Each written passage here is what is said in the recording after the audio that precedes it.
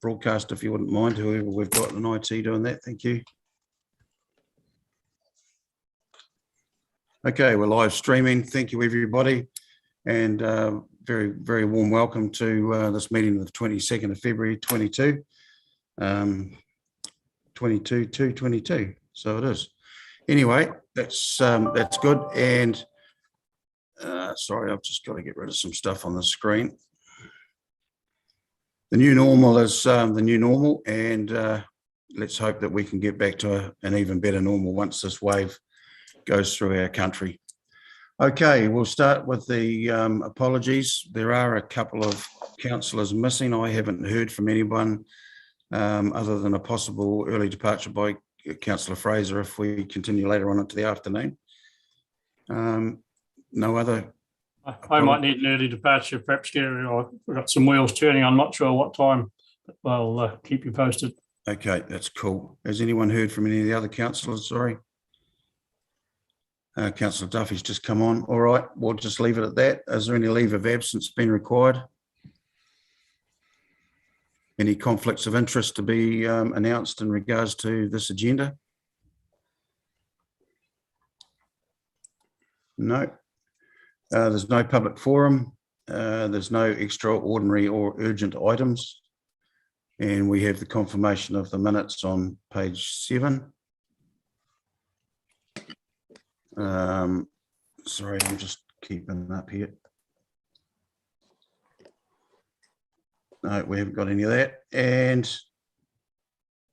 we move straight into the reports of the draft Stewart Island Rakiura Visitor Levy Bylaw and Policy consultation that will be going out. And Kerry, I'd like to ask you to comment on this matter and just draw the attention to councillors that this has been discussed pretty strongly at another recent meeting. So all yours.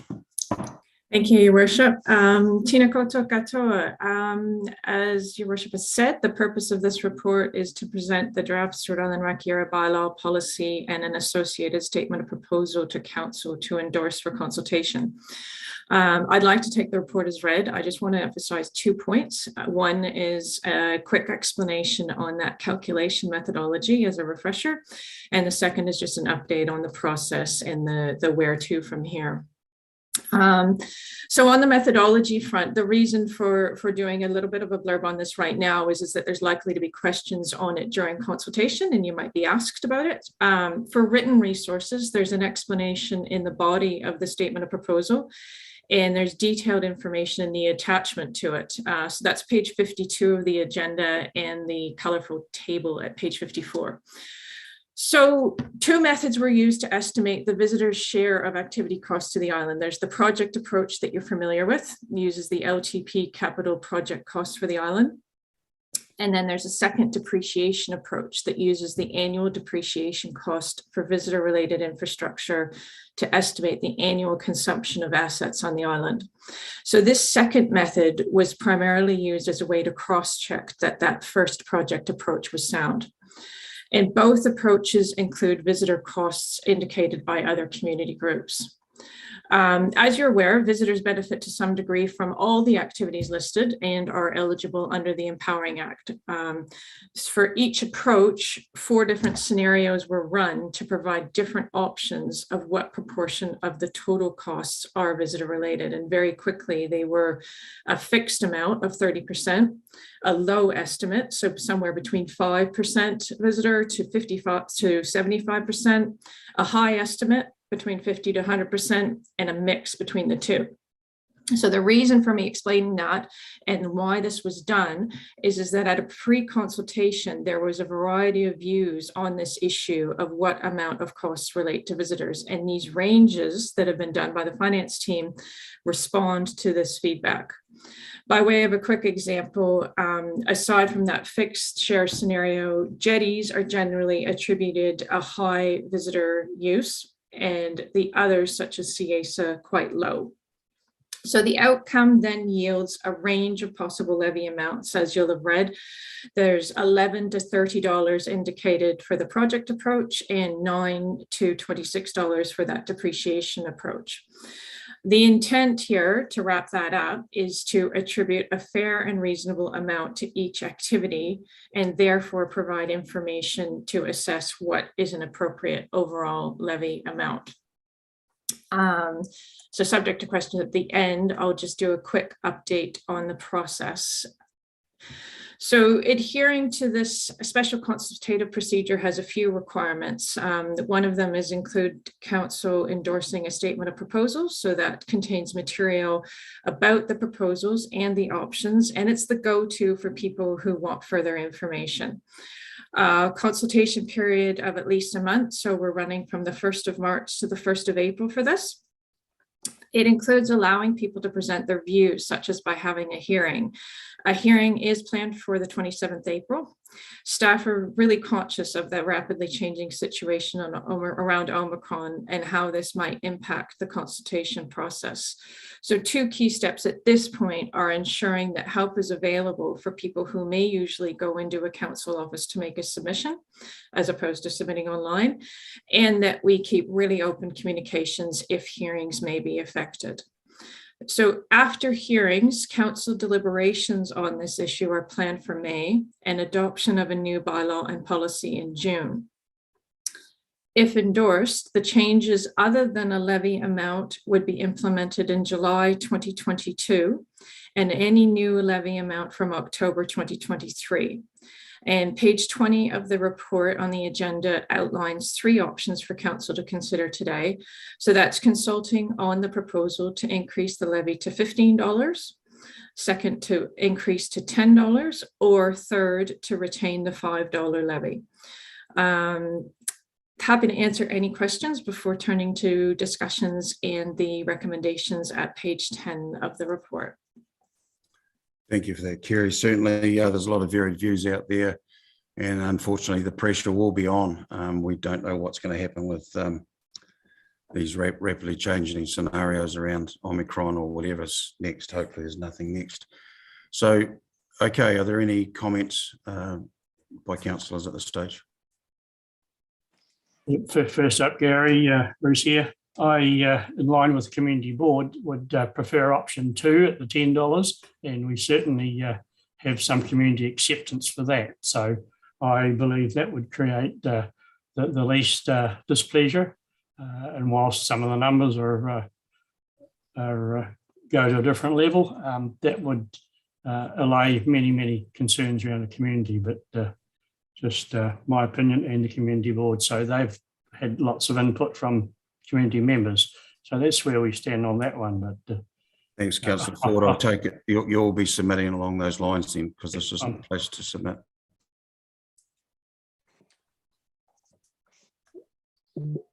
Any other questions in regards to this matter? Kerry, did you want to continue with something else? I don't have anything further to add. I didn't think so. Sorry, Councillor Duffy, I'll just see your hand there. Thank you, Worship. Regarding the 10 and the 15, you can sort of make an argument for either, I guess, based on what Bruce is saying. But also, I think we do have to look forward in, inflationary times that with the $10 would still be behind the 8 ball. It's important that we do communicate well why we're doing it, and that, it is for those visitor related aspects. There's another thing I picked up in actually reading that I hadn't realized before, and that is about volunteers and tradespeople being required to pay the levy. And I just think we should look at that, because I personally can't see that that's very fair. Yeah, okay, that's not today to look at that though, but I get that picture. And just remember, we're not here to actually endorse the amount that's going to be coming forward. That's why we're going out for public consultation. Councillor Douglas. Yeah, thank you, Worship. Yeah, well, just to be consistent with what I was saying at our last meeting, as a council, if we're going to walk the talk around small council, big community, then I think it is incumbent upon us to listen to what the community is saying and what they want. And, clearly they stated that they would prefer the lower increase from 5 to 10 rather than 5 to 15. And they were aware of what that would mean in reduced capital work, so they fully understand the implications of a lower levy. So I think we need to take into account local community views. Absolutely, and that's why we're going out for consultation, Councillor Douglas. Councillor Keast. Thank you, Worship. Yes, the special consultative process allows us to actually hear from everybody and hear what they like and don't like about everything to do with be it the amount, be it the way we allocate, be it the level of the levy. And so, yes, I think that going out whilst the people seem to be focused on the number, it would be good to hear all those other aspects as well. So, whilst we need to be mindful of listening to the community, it is about the fact that our documents are saying that this is an indication of what is needed. So going out and hearing back from people on what their concerns are is a good way forward, I think. Absolutely paramount, and it's going to be difficult to do. And as Carrie said, we've got to have that open communication.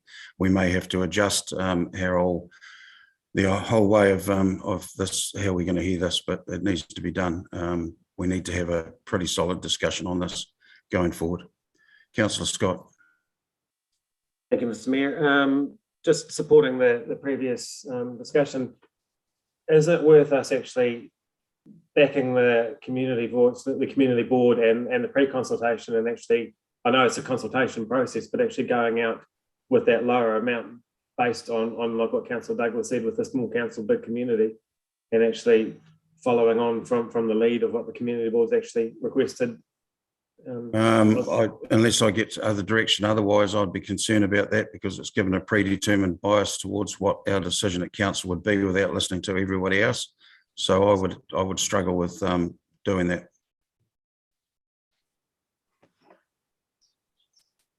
Remember, as Councillor Keys quite rightly said, there's going to be a lot of other matters may come out of this as well, and we need to hear from everybody.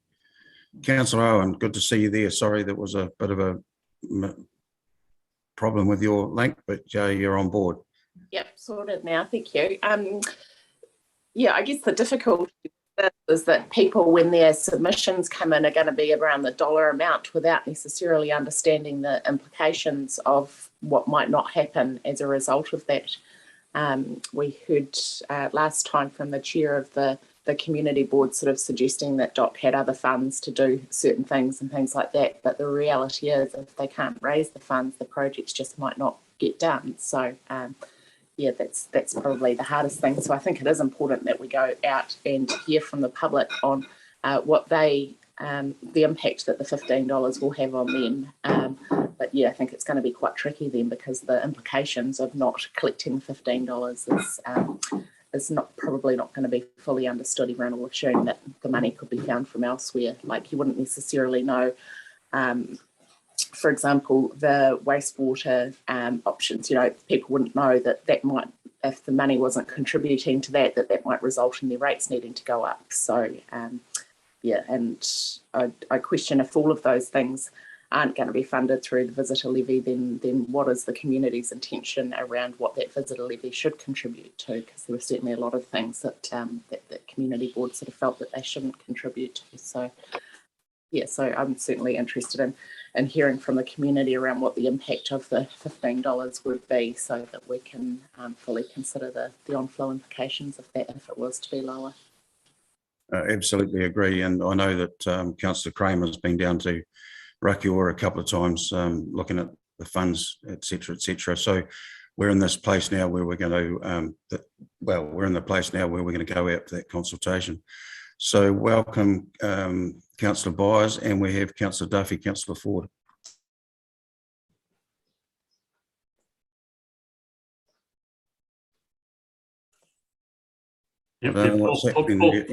Paul's still muted, so perhaps I'll speak. I would be a little bit concerned, and Karen mentioned the wastewater. We are district funded on that, and if we start to separate it out, do we continue to separate other communities out. There was a reason to go for district funding for some of our some areas. So we just want to be cautious of how we treat some communities, not the others. Otherwise, the majority might well change some of those sort of operations. I'd be concerned about that. I totally get that, and I don't think that's where Councillor Owen was going with that. But you just focus on what we're here for this morning, team, and we will look at all those other matters when we get all the facts and figures back from the consultation. But all good conversation. Councillor Duffy. Just a question. So if we go out and consult on $15, and if $15 doesn't fly, are we then left with 5, or have we got the ability to go with 10 then? Or is it just like last time we have 3 more years of the current inadequate amount? Depends on what the consultation is, but Kerry, you want to answer that? Yeah, sorry, just from a legal basis, through you, Your Worship, the statement of proposal is phrased such that there is the ability for council to choose between 15, 10, 5, anything in between. It starts getting a bit grey if we want to vary significantly outside that. And I just wanted to add on that also applies to if council decides it would like to introduce any material changes to how it's distributed. If we don't consult on that, it won't be open to council to do that. So we're sort of looking at what we've got in front of us in terms of the amount and this methodology. A couple other points to make when we're discussing about where funds go. Just remember that methodology attributes only a portion to certain things. We're not saying that the levy is going to pay for all of anything, except possibly something that's 100% visitor. So just keep that in mind. There's a very low amount attributed to some things. The second thing we can't forget is the subcommittee's discretion to assess those applications. It has the ability to decide whether or not to grant funds, and that's not something council has control over. That was just a couple of comments. No, very good comments, very valid. Okay, unless there's any further discussion, I can put that recommendation A through to J and just focus on J, where the council continues working with approved operators and levy funding recipients. That's going to be important on an ongoing basis to keep everybody informed. So is there a councillor in a position to move those recommendations A through to J? Oh, I'll do that if... That's Councillor Duffy. That's been moved by Councillor Duffy. Is there a seconder? Councillor Owen. Councillor Owen has seconded that. All those in favour, I think if we can just try the, so I can hear you, it would be better. All those in favour? Aye. Aye. Aye. Aye. Perfect. Against? Hey, thank you. Kerry, thank you very much for your work around this. I think you've got that levy pretty well entrenched in your head. You probably know more about it than any of us. And it's unfortunate that you are going to be heading to Queenstown Lakes District Council. And I know you'll be watching this from a distance, but a big thank you for everything you've done on this. And I'm sure that if the team need to ask you any questions, you'll be available. No pressure. Thank you, Worship. It's been an absolute pleasure. And with our shared border, I hope I see you. And I will certainly, if we're allowed, I will be there in the peanut gallery to see this go over the line in June. Oh, no, very good. I'm actually meeting with Mayor Bolt later on today, so I'll sing your praises. Thank you. All right.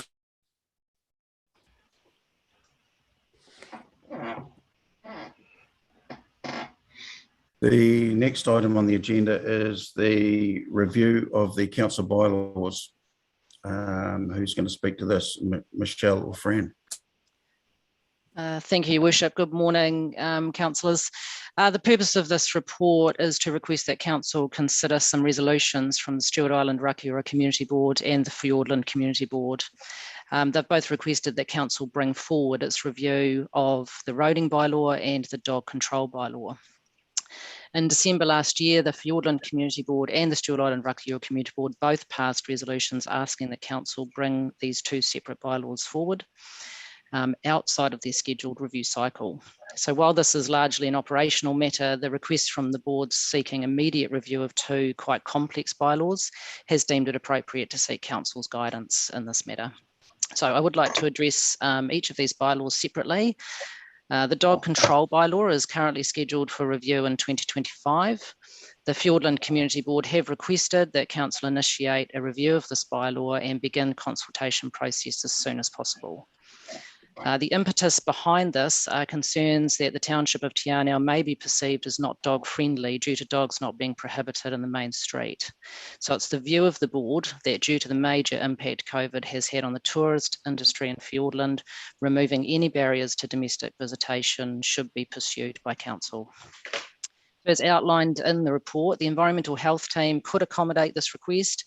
However, there is not currently the capacity to undertake this bylaw in existing work plans for the supporting staff, which would be communications and engagement or in strategy and policy. The workload for a full review or an amendment to the bylaw are largely the same. Staff have also considered if allowing dogs on a leash in the main street of Te Anau would be considered a minor change that would not require consultation. The Local Government Act requires that only minor changes can be made if no existing rights of a person are affected, and staff do not recommend this to council on the basis that this change would affect the existing rights of a person to be on the main street without dogs. So due to existing workloads and no other known issues that would prompt the early review of the bylaw, staff do recommend that the bylaw remain at its scheduled review cycle of 2025.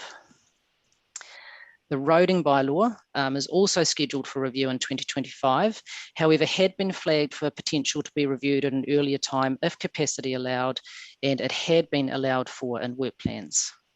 The Stewart Island Rakiura Community Board have requested that the review of the bylaw be initiated immediately by February 2022.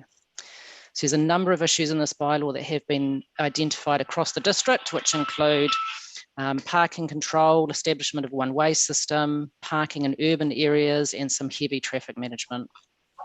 So staff had begun pre-engagement of this bylaw in early 2021. However, this was delayed following high priority work arising out of the LTP. So staff put on hold the early review of this bylaw and began work on dust suppression, reassessment of the footpathing program following the funding announcements from Waka Kotahi.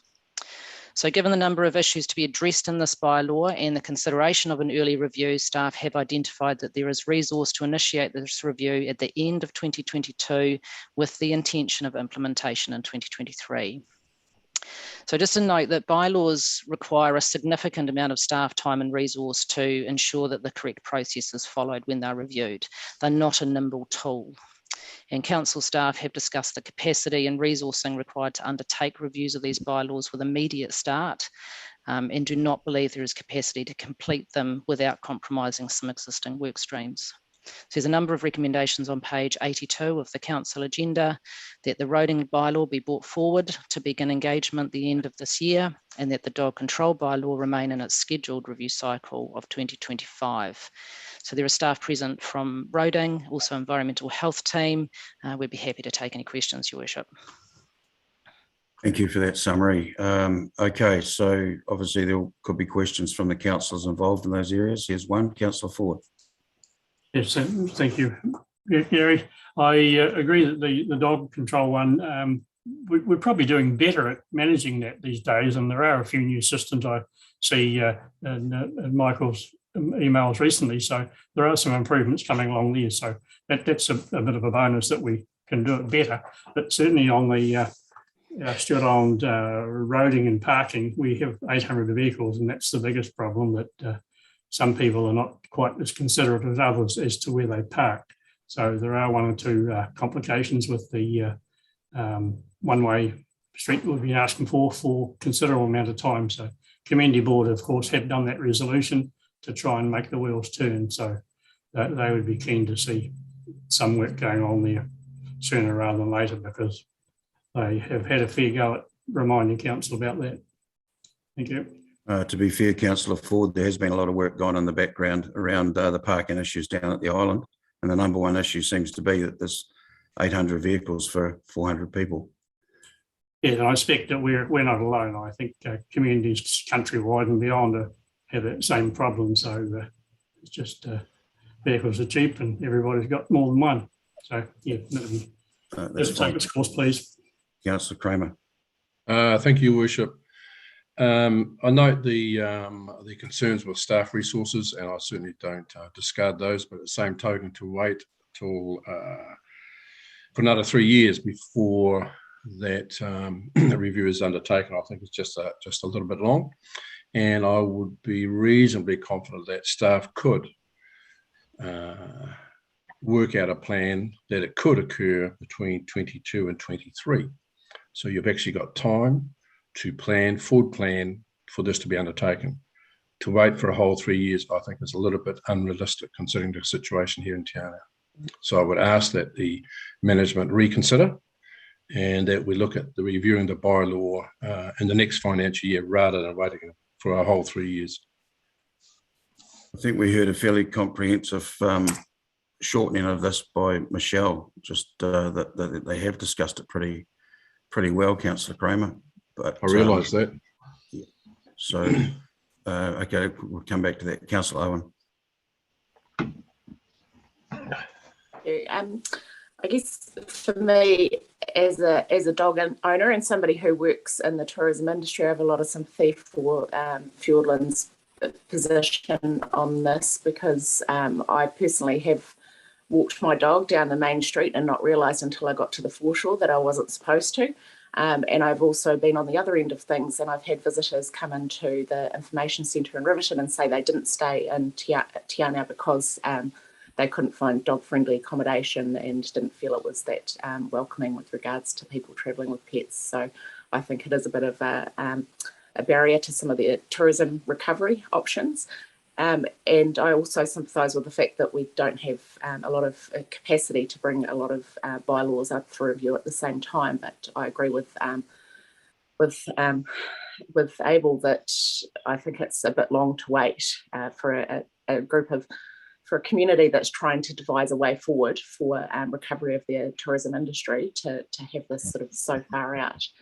I wonder if there is any opportunity, given that the last time, I think the report said it was in 2019, that a survey was done, and it was about a 50-50 split as to for or against. I wonder, is there any room in the bylaw process or informing a bylaw review going forward to have some sort of trial whereby it's allowed and feedback can be collected on if there were any adverse things that were raised during that or something like that? Is there any room for us to find a way for them to trial having it so that we can be better informed going into a future review process? Our Chief Executive might want to comment on this, but we've had a fair discussion around other ways of moving this forward, but it appears the only way is to go through this process. Councillor Owen. Mr. McIntosh. Thank you, Your Worship. Morning, councillors and staff. Look, the team have actually worked quite hard to see if they could find any room within the rules around the bylaws to just do exactly as has been suggested by Councillor Owen. We've tried to find a way to assist the Te Anau community with this matter, and we have come up short. We cannot find a way to do it. I know that when it comes to the dog control bylaw, it becomes quite a big matter, and we do get a lot of submissions from quite a range of people with very strong views. When we do run this process, and I do understand Councillor Kramer's call for urgency, but when we do run this process, there's still no certainty that we would have an overwhelming support for that change, because of those that are worried about dogs and protecting at least some areas with no dogs, just as strongly as there are proponents for being able to take dogs into the town centre. So look, the team have tried very, very hard to try and find a way to do this, and that's why you've actually got in front of you today two competing requests that are both looking for the same resource, and that's why we've had to come back to council to say we're going to need some guidance from elected members on the priority. Thank you, Your Worship. Thank you. So can I hear from other councillors? Oh, sorry, I see some other hands up now. Just around, you heard from Michelle that the short list of priority work that we've asked the staff to do urgently as a priority. And what we're hearing is that these other two matters are a priority for Councillor Ford and Councillor Kramer. So, you know, we need to be fair in all ways here. So just have a think, is there anything else you want to add in regards to your own patches as well? Councillor Kramer, then Councillor Harper. I mean, as I said before, I acknowledge the pressure that staff are under, but also wonder what priority will drop off if, in fact, the Te Anau dog bylaw was actually reviewed. You know, what's the list of priorities that, you know, one of them would fall off? Which one is it, and how important is that? We all know, and I'm just reiterating what's already been said, how we're struggling here, and this is just another barrier. And we've certainly had people leave because of that particular issue. People are very fond of their dogs when they're travelling around. That's why they got them with them. So I just like to reiterate the importance of it and the effect that it is having on this town. Absolutely get that, Councillor Kramer. As Mr. McIntosh said, there are others that would disagree with that. Yeah, Councillor sure. Harper. Yeah, Councillor Harper. Yes, Your Worship. Now, on the off chance that these bylaws be brought forward and say they would come into force in 2023, would that be up for review again in another 5 years, or would it come back up in 2025? And if so, do we change all the other bits and pieces that each community board would like to do? And the other little question was from Michelle. She did mention the dogs at Te Anau down the main street on a leash. Is that a no-no, Michelle? We can't change that. So through Your Worship, the dogs are currently prohibited down the main street of Te Anau, and we have investigated whether we could make a minor amendment to the bylaw without consultation, which would allow dogs to be on a lead. It seems like a minor shift, but under the Local Government Act, there's quite strict rules around bylaws, and one of the primary ones is that the rights of a person are not affected. And it's the view of staff, we don't recommend doing this because currently the rights of a person to not have a dog down the main street of Te Anau would be affected if that was changed in the bylaw without consultation. So to do an amendment to the bylaw, we would still need to do the special consultative procedure. So it's the same process essentially of doing a full review. This is a complex bylaw, so we know that we would have a lot of interest around the district for it. So they're just not a nimble tool to make changes. So if they were to be reviewed now or amended now, we would still need to do full review in 2025 if there was an amendment made to the dog control bylaw. So again, we'd have two full workloads, if you like, in quick succession taking place.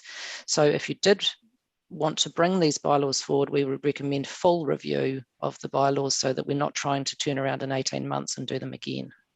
Absolutely, thank you. And yeah, totally agree with you that it's not, you just can't change a bylaw, councillors. You've set this up after consultation last time, so it would need to happen again. Councillor Menzies, Councillor Byers. Thank you, Your Worship. I would like to support the earlier review than 2025 if possible, but I'm cognizant of the staff demands and making it fit within that as well. The other thing is I feel like I'm being asked to make a decision without knowing, as Councillor Kramer has raised, what might drop off. So if a decision is made to drop this and so to advance that, then I would need to know what that was, because that could be important to many of our ratepayers as well. Thank you. So through you, Worship, look, I can quickly give a rough idea of some of the high priority areas that staff are currently undertaking, and Mr. Russell may want to join me here for roading, but the community board health check will take a considerable amount of time from the community engagement team. Dust suppression work, which impacts both the roading team and strategy and policy teams. Judicial review, the Stewart Island visitor levy will be a very complex piece of work over the next 4 to 5 months. The alcohol control bylaw is also due, legislatively due this in the next couple of months coming up. And there's some housing strategy work. So we have quite heavy demands on our existing resource, which have all been prioritised. All of that is outside of our business as usual work. Mr. Russell may want to add anything in there.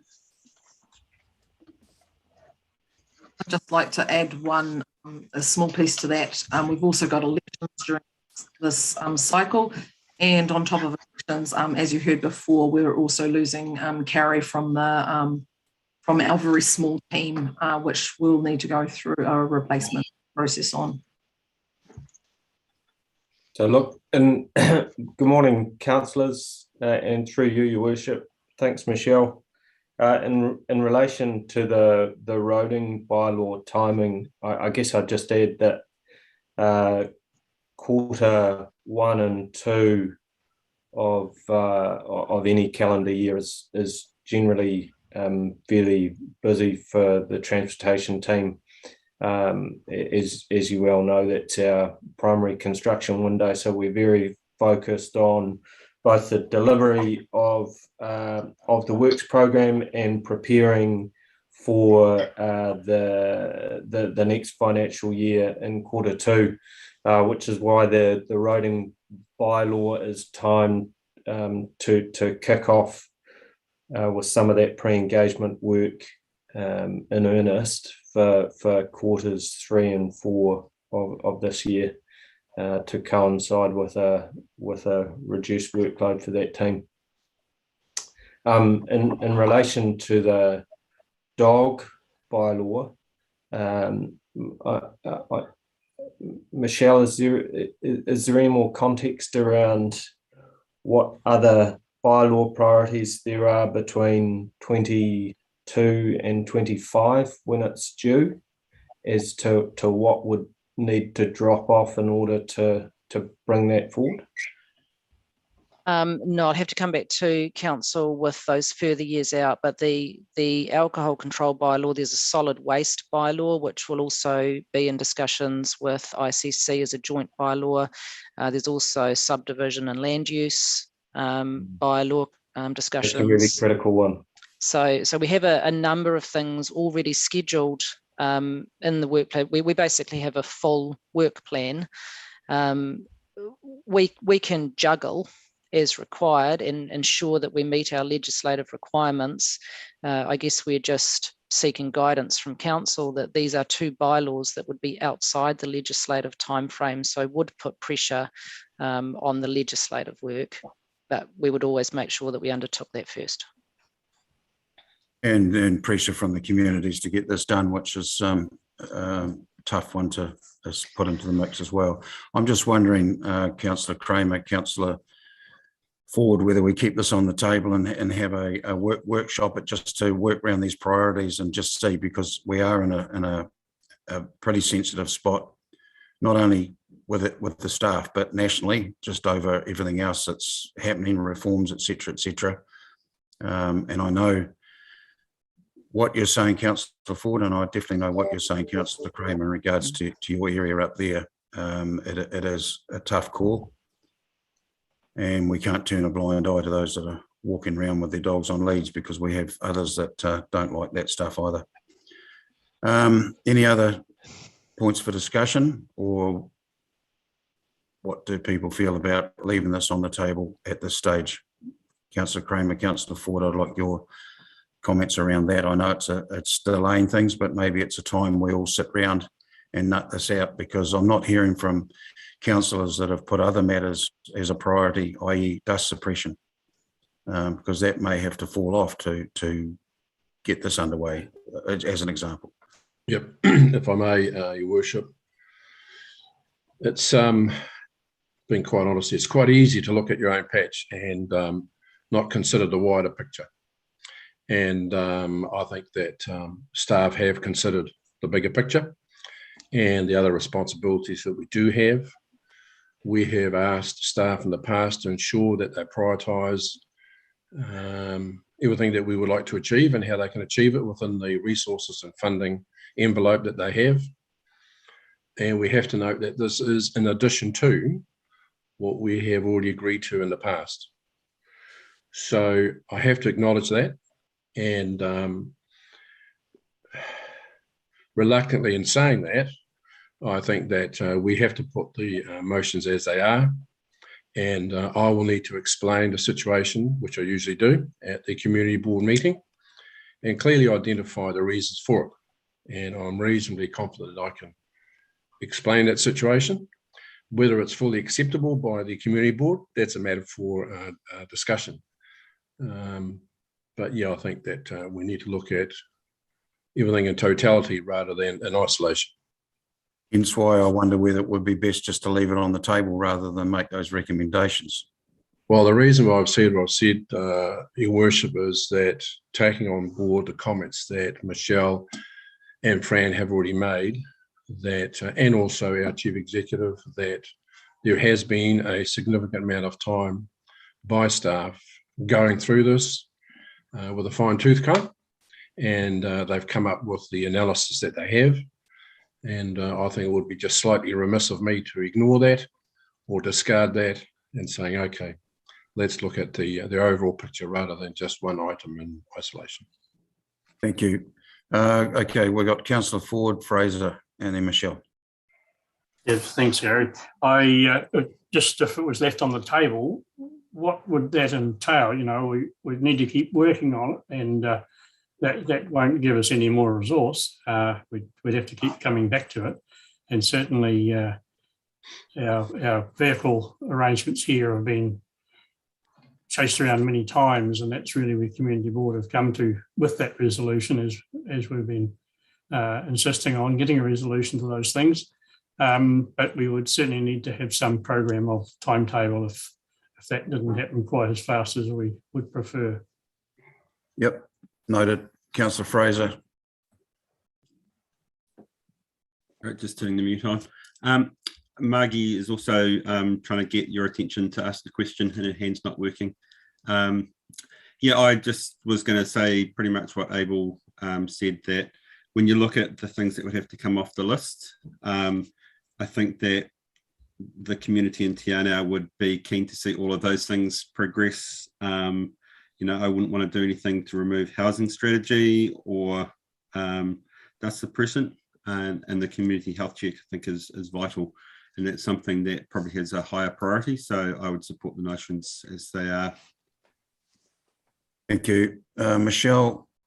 I think you just wanted to respond to Councillor Kramer and Councillor Ford that the roading bylaw at the moment, staff are indicating we do have capacity to begin that at the end of this year.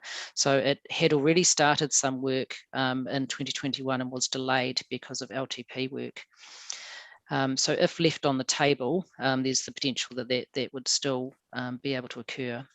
Councillor Kramer also just wanted to respond that the bylaws are not a nimble tool, and it's sometimes that end resort when there's a number of issues for us to look at. And I would hope that staff would also be able to work with the board around some other options to help Te Anau and Fiordland in particular to remove some of that perception of not being dog friendly. And there may be other tools in the toolbox that don't rely on a legislative tool of a bylaw. Thank you for that, Michelle. That's certainly acknowledged. Thank you. Margie. Through you, Your Worship. Thank you. Good discussion by everybody. I too have taken my dog down the main street of Te Anau a couple of times, Abel. And my biggest concern is about the Fiordland community, and I do understand that the staff are under pressure. But I was talking to a motelier up there the other day, and she said when the phone rings, it's cancellations with this latest wave. And I know we all get that too, but I'd like to see if, along with what you've said, Michelle, if we can support the Fiordland community in some other way going forward, or find some capacity going forward to deal with this bylaw. But obviously there's a lot of pressure happening with staff. It's just my comments. If I could just highlight that we would obviously every year we go through and see if there's other things that have changed. So Michelle and I are very aware that this is an issue, and if in the 23-24 year there is some ability or capacity to be able to bring that in, we'd of course be looking at that because we realise this is an important issue for Fiordland and Te Anau. Well, that's great, friend. It's really good because the community is obviously looking for other ways as well to attract people there. Absolutely, absolutely. Councillor Douglas. Thank you, Your Worship. Yeah, well, just congratulations to Councillor Kramer for those magnanimous comments that he made. And, you know, he has got a real feel for his community up there, but has also taken the wider council view as well. So I commend you for that, Abel. But in terms of a decision to be made today, I am in favour of making a decision today rather than kicking this can down the road. So that's just all I have to say. Awesome. No, that's what I needed to know from the rest of the team. So unless there's any further discussion, you have the recommendations. Is there a councillor want to put recommendation A through to E? So Councillor Fraser. Yeah. Sorry, and seconded Councillor Douglas. All those in favour? Aye. Aye. Aye. Anyone against? Thank you. Thank you very much for that, and some very good conversation there.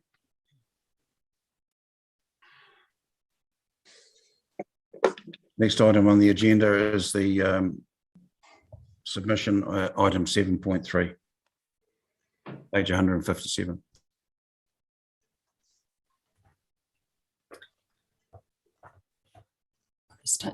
Excuse me. Kia ora koutou katoa. Great to see everybody. I didn't really mean to have the waving palm tree in the background. It just sort of became as a default. Get started. So, yeah, good morning, Your Worship and councillors. My report today relates to the Resource Management Act reform, which is currently underway. As you may be aware, the Resource Management Act is being repealed as part of an overall change in the way we manage our natural resources in New Zealand. And the Resource Management Act, as we know it, is being replaced by 3 new pieces of legislation, and the first to be released by Parliament is the proposed Natural and Built Environments Bill. So this is currently going through the development cycle and through that consultation process, which is what brings me here today and which is where we fit in at the moment. And so specifically, my report to you today relates to the submission that the Planning Department has drafted in response to a round of consultation that has been specifically targeted at local government. So my submission was attached to the agenda, so hopefully you've read it. It was quite comprehensive, about 14 pages, but hopefully you've managed to have a look at that. I'll take that that's been read. Like I say, this is a second round of consultation on this piece of proposed legislation. The first consultation we were involved in, that was last year. And in general, we find ourselves with this submission still supporting those overarching principles of the exposure draft of this new piece of legislation, but with similar questions around the implementation. We still don't know completely how it's going to land. We've got a bit more information, but there's still some questions around the actual implementation and the delivery of it. There was also a note in my report, a recommendation to include feedback from Te Ao Marama. So when I was preparing this report for this meeting today, we hadn't had any feedback from Te Ao Marama, and I was very conscious that I don't want to leave iwi out of that process. So one of the recommendations was that we would accept any feedback that the the General Manager of Infrastructure and the chairman today could accept any of that feedback, and that we could include it in the submission. So I'd just like to confirm that Te Ao Marama have got back to me and are quite comfortable with what we've written, and also specifically been involved in a direct submission process to MFE through Te Runanga o Ngāi Tahu, or Tront, up there in Christchurch. So it's probably a slightly better avenue anyway. But again, as said, very happy with the comments that we've put in there around making sure that they MFE contacts directly local iwi for their feedback and any proposed changes. So essentially today, I am seeking Council's approval to the submission as drafted, and that we would be able to lodge this submission on behalf of Southland District Council. The closing date is the 28th of February, so we have a few more days. So if you do find, as you read through what we've drafted, you want to add anything further, please feel free to contact me directly and we can add those changes. Otherwise, if everyone is comfortable with what's been written, then I will lodge that on behalf of Council. So happy to take any part-time or questions. Thank you, Councillor Douglas. Councillor Harper. Apologies, Your Worship. Okay, Councillor Harper. Yeah, thank you, Your Worship. Yeah, Margaret, is there any part of this submission that gives you a bit of leeway to move here and there? Because once we put this legislation in, it's, I guess it's set in concrete for another 5 years. So it seems it's a bit of a long time in this current world, 5 years. Just things can change and situations can change, and surely somewhere along the line, the council should be able to not bend, but modify the rules to suit different situations. Have I missed something there, or?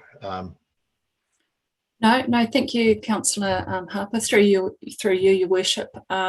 So this is effectively, I guess, it's all replacing the Resource Management Act that guides how we deliver our plans and strategies anyway. So in terms of that ability to change plans or accommodate for changing situations and changing climates, that would come out in the plan making process and reviews of plans and things like that. Probably, I think it would be relatively hard to change a piece of legislation, which is why we really want to get stuck in and be involved as much as we possibly can through this development cycle. But I think the variance around trying to make it so that it fits Southland, if that's kind of what you're meaning, is in the delivery, and that's in those plans and how they are created and that's all the implementation stuff that we're not overly sure exactly what that's going to look like, and which is a big, strong, I guess, thread that's going through our submission is, well, that sounds great, but what do you mean, and how will we do that? So hopefully that answers what you're asking, Councillor Harper. Thank you. Sort of, yeah. Sort of. Okay. Fair enough. Any other comments or questions in regards to this matter? Councillor Duffy as chair, anything there? Thank you, Your Worship. I'm just trying to push the raise hand. I'd just like to say well done to Margaret and the staff. I think they've captured the Southland essence, if you like, of this new legislation, and put forward that, on our behalf, what our concerns or suggestions would be. And this is only one part of massive change to what we've had up to now. So it's good to have our interests in such good hands in this. Thank you for those comments, Councillor Owen. Councillor Scott. Thanks. Just well done on the submission. Just a small typo, I think. Anywhere, I think in the section 12 should be anyone. Yeah, just with regards to the user pays, I think it should be referring to anyone. Through you, Your Worship. Thank you, Councillor. Thank you, Councillor Scott. Thank you, Your Worship. I'm just going to be that guy too and point out a typo as well. On page 163, where you've got input instead of input on the third paragraph. But otherwise, I think it's a great submission, and yeah, full credit. Nothing wrong with being that guy. Okay, so for those of you may be aware, Mayor Toby Adams is the chair of the Local Government Resource Management Reform Steering Group, who has got Minister Parker, direct contacts with Minister Parker over this, given a view as well, which is mainly around enabling local voice and accountability in the future of resource management.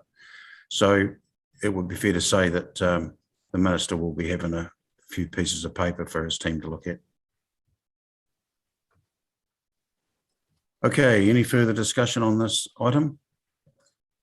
If not, I'd like to echo the comments that thank you very much and very well done. And is a councillor able to move this recommendation?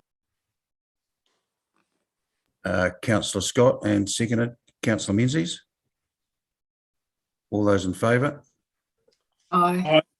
Aye. Aye. Against?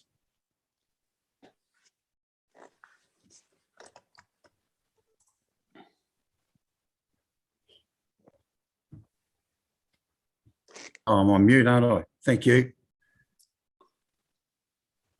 I do hold the space bar down to make it work, but sometimes it doesn't seem to go. All right, the next item on the agenda is the draft significant forecasting assumptions, item 7.4 on page 177. Thank you, Your Worship. Good morning, Your Worship and councillors. The purpose of the report is to review and adopt the draft significant forecasting assumptions to be used to support the 2022-23 annual plan, which we're looking to adopt in June 2022. I'll take the report as read. However, Mr. Strong and I would just like to raise a couple of points from the report. Council staff used the LTP assumptions adopted as part of the long-term plan as the base for this review, and considered any significant changes to those assumptions. In preparing forecasts, both financial and non-financial assumptions can address the uncertainties of the future, although more difficult in our current environment. On the 11th of February, staff took the significant forecasting assumptions to the Finance and Assurance Committee.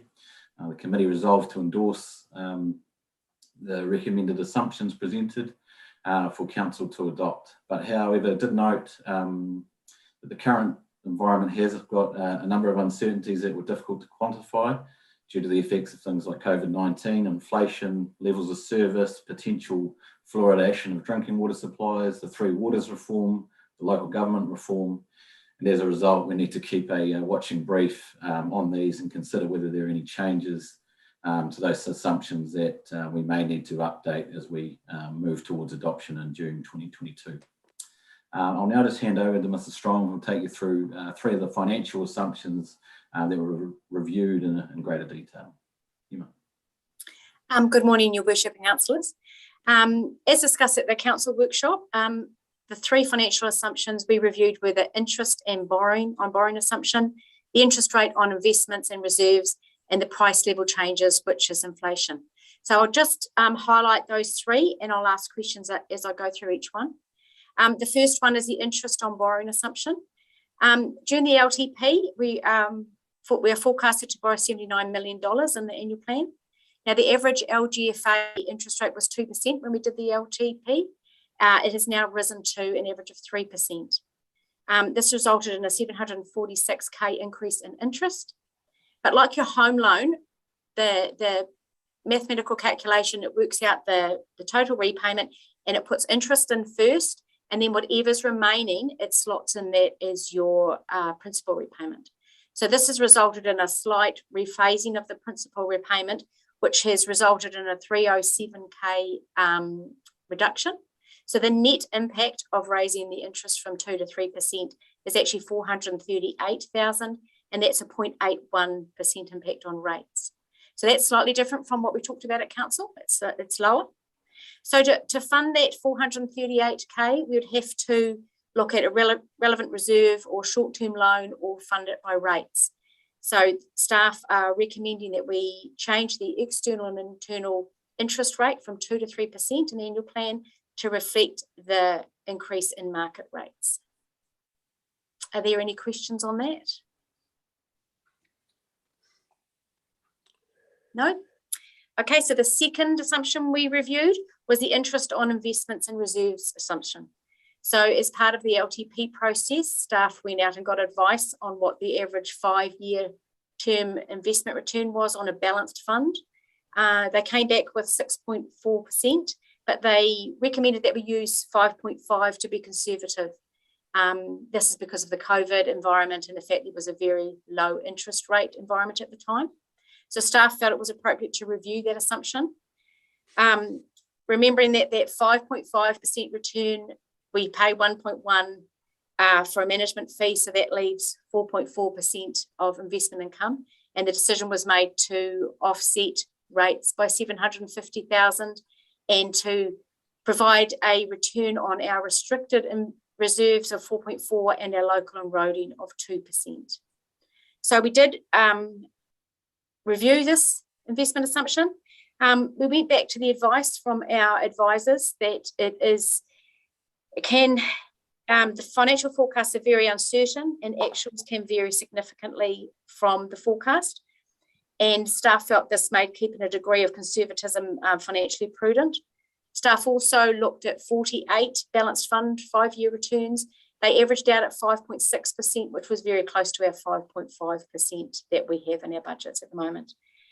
Staff would like to recommend that the interest on investment assumption remains at 5.5, and this means that the 4.4% on restricted reserves and 2% on local and roading remains the same. Are there any questions? Any questions around that, Councillor Douglas? You had concerns last time on that. You're happy with that? Yes, and I do believe that investment forecasting is basically correct. It's good to take a slightly conservative view, given the uncertainty, around the present and looking forward. So, if we look at the net effect, we are basically getting a return on our investments net of 4.4, and our borrowings are costing us 3%. So, in my simple arithmetic, we're getting a return of 1.4, because a lot of people will have difficulty understanding why we're borrowing so much when we do have so much in reserves. And that is one way of sort of explaining it, that we are getting a net return on across everything of 1.4. Emma, do you sort of support that? Yes, and that was the reason we, during the LTP, that we did decide to separate our borrowing and our reserves to make the most of that differential. I don't know if Anne wants to talk about that. No, you're absolutely right, Councillor Douglas, and it is a simpler way of thinking about it. Of course, you still have to put us alongside that the risk that potentially you won't get that return, or that you'll get more. Because remember that whenever you put into these investment funds, there's going to be some good years and there's going to be some bad. But yes, your way of explaining it is spot on. And could I just follow up with that? We are looking to recruit a funding manager. How far down the track have we got with that? So yes, thank you for that as well. So this afternoon, potentially, we're going to have a bit of a discussion just with our investment manager, just so that you can ask him any questions. The plan is then to take a report back to the Finance and Assurance Committee in regards to that fund manager and the process at the end of March, followed by a council report, because only council can appoint. So we just need to work through how that process needs to occur, but we're on that right now. Thank you. Thank you. Councillor Byers. Thank you, Your Worship. Yeah, I'm very uncomfortable with this. I'm one of the people that Councillor Douglas perhaps referred to as having some difficulty understanding the rationale. Borrowing to invest for a return, forecast return of 1.4%. I don't believe that it's prudent for a council to be taking risks with the capital, the assets of the community in the share market, the bond market. It just doesn't seem to be the right move. Point taken, Councillor Byers, but that's not what we're here to discuss today, unfortunately. We've gone through that through the workshop, and I think your point was pretty well picked up. Well, it was picked up, but sort of overlooked. And here we are talking about a potential return of 1.4%. And as Anne suggested, that there's some significant risk in achieving that 1.4%, not the least of which is the loss of your capital. Yeah, but these are the assumptions that we're taking, unless I'm mistaken, these are the assumptions that we need to put forward. Yeah. These are assumptions, but it hardly makes sense to be risking community capital for the sake of 1.4%. And through you, Mr. Chair, I think that was well and truly discussed as part of that LTP process, and that's why, as part of our investment policy, you sort of went for a balanced fund option, because the risk is significantly less. And as Emma said before, the returns that we're estimating on is over, just Emma, correct me, it's over a 10-year period? 5-year period. 5-year period. So, there's potentially some higher returns and some lower returns. And yes, there's always a risk, but it's got that longevity to it. And I think that's part of, and we need to take into account Councillor Byers' concerns when we're looking at our fund manager and the appointment of them in that process, to make sure that those risks are addressed as most as appropriate as possible. Absolutely, and I'm sure Mr. Robertson would totally agree with that. Well, I would note that the fund manager receives, well, basically the same amount as what the council's going to receive as far as a return. And once again, Councillor Byers, the returns are likely, there's a potential there for them to be a lot higher.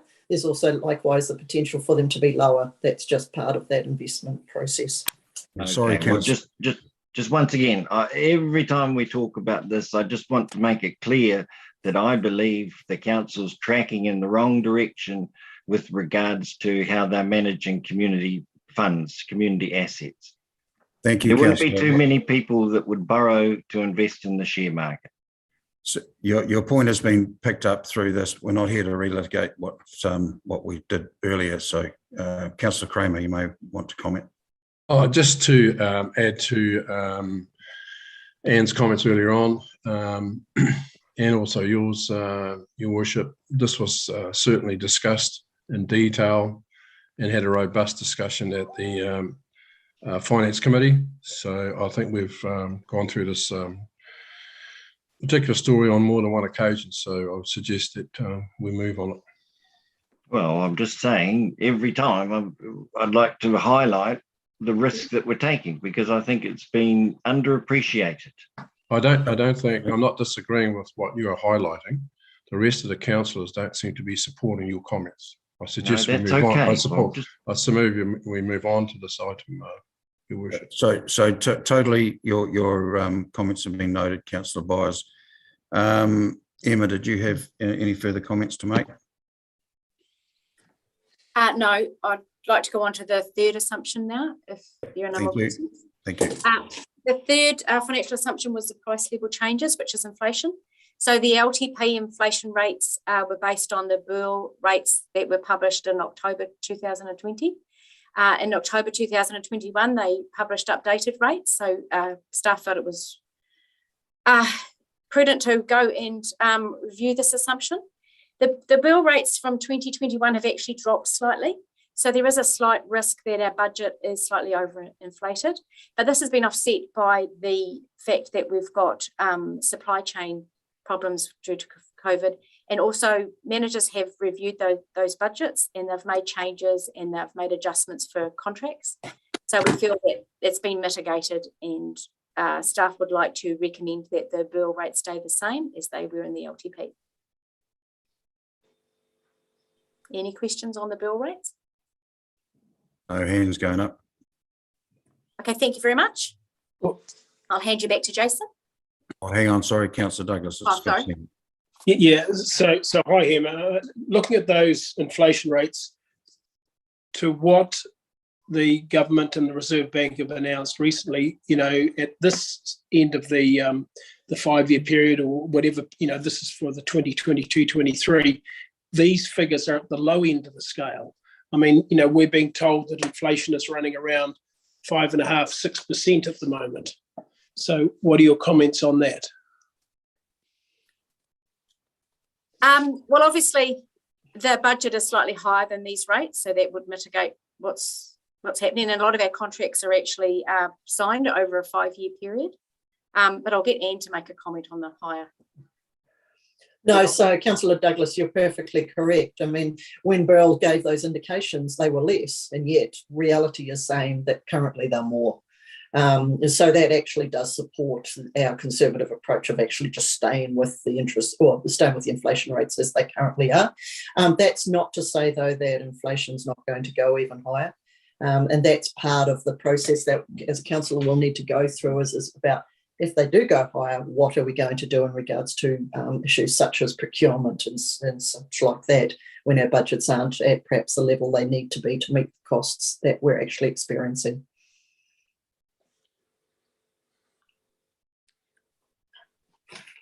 You're right there, Councillor Douglas. Yep, fine, thank you. Okay, thank you. Any further comments, Anne or Emma, before I put the recommendation? No, thank you. Okay, you have the recommendation A through to D. Is the councillor prepared to move that those forecast assumptions for the long-term plan? Yeah, Councillor Douglas has moved. Is there a seconder? Seconded by Councillor Kramer. All those in favour? Aye. Aye. Anyone against? Okay, thank you very much for your work on that one.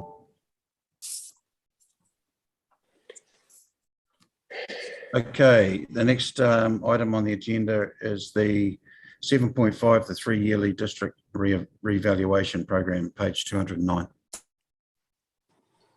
Thank you, Your Worship, and morning, councillors. You'll recall that back in the end of January, we had a presentation from Tim and Ian from QV that were just talking us through the revaluation process. At that point in time, the numbers were still subject to their audit review by the Office of the Auditor General. That's now been completed and the values have been implemented, which means that they've been accepted by OVG, and they've now been uploaded into the council system. So as a result of that, we're just formally reporting back to you about what the final revaluation results were. There are a few slight tweaks in the numbers that were presented to you in January, but nothing of any substantial, anything substantial to note. In the attachment that we've put to this report, we've also included more detail on the actual average values in each of the townships. So if you start to get questions from people in your area, you've got that information there to help you understand what are the movements in your actual, in those urban areas and in the different parts of the district for the commercial values as well. So I think it's pretty self-explanatory. The letters to ratepayers went out last week on Wednesday, and so the QV will start getting objections and working through those processes with an aim of completing that process at the end of March. So other than that, if there's any questions. Thank you, Nicole. Certainly some people will be clapping their hands and others won't be. Any comments or questions? Councillor Fraser. Yeah, just a lot of comments yesterday as people received them and looked at their things. There seems to be a lot of estimates on number of bedrooms and bathrooms, and lots of people are commenting on how they've got extra bedrooms, extra bathrooms, and kind of just wondering how that's generated, because it hasn't been an issue before, but it seems to be this time. So our place is 3 bedrooms on the QV report. It says 4. Yeah, and it's quite common.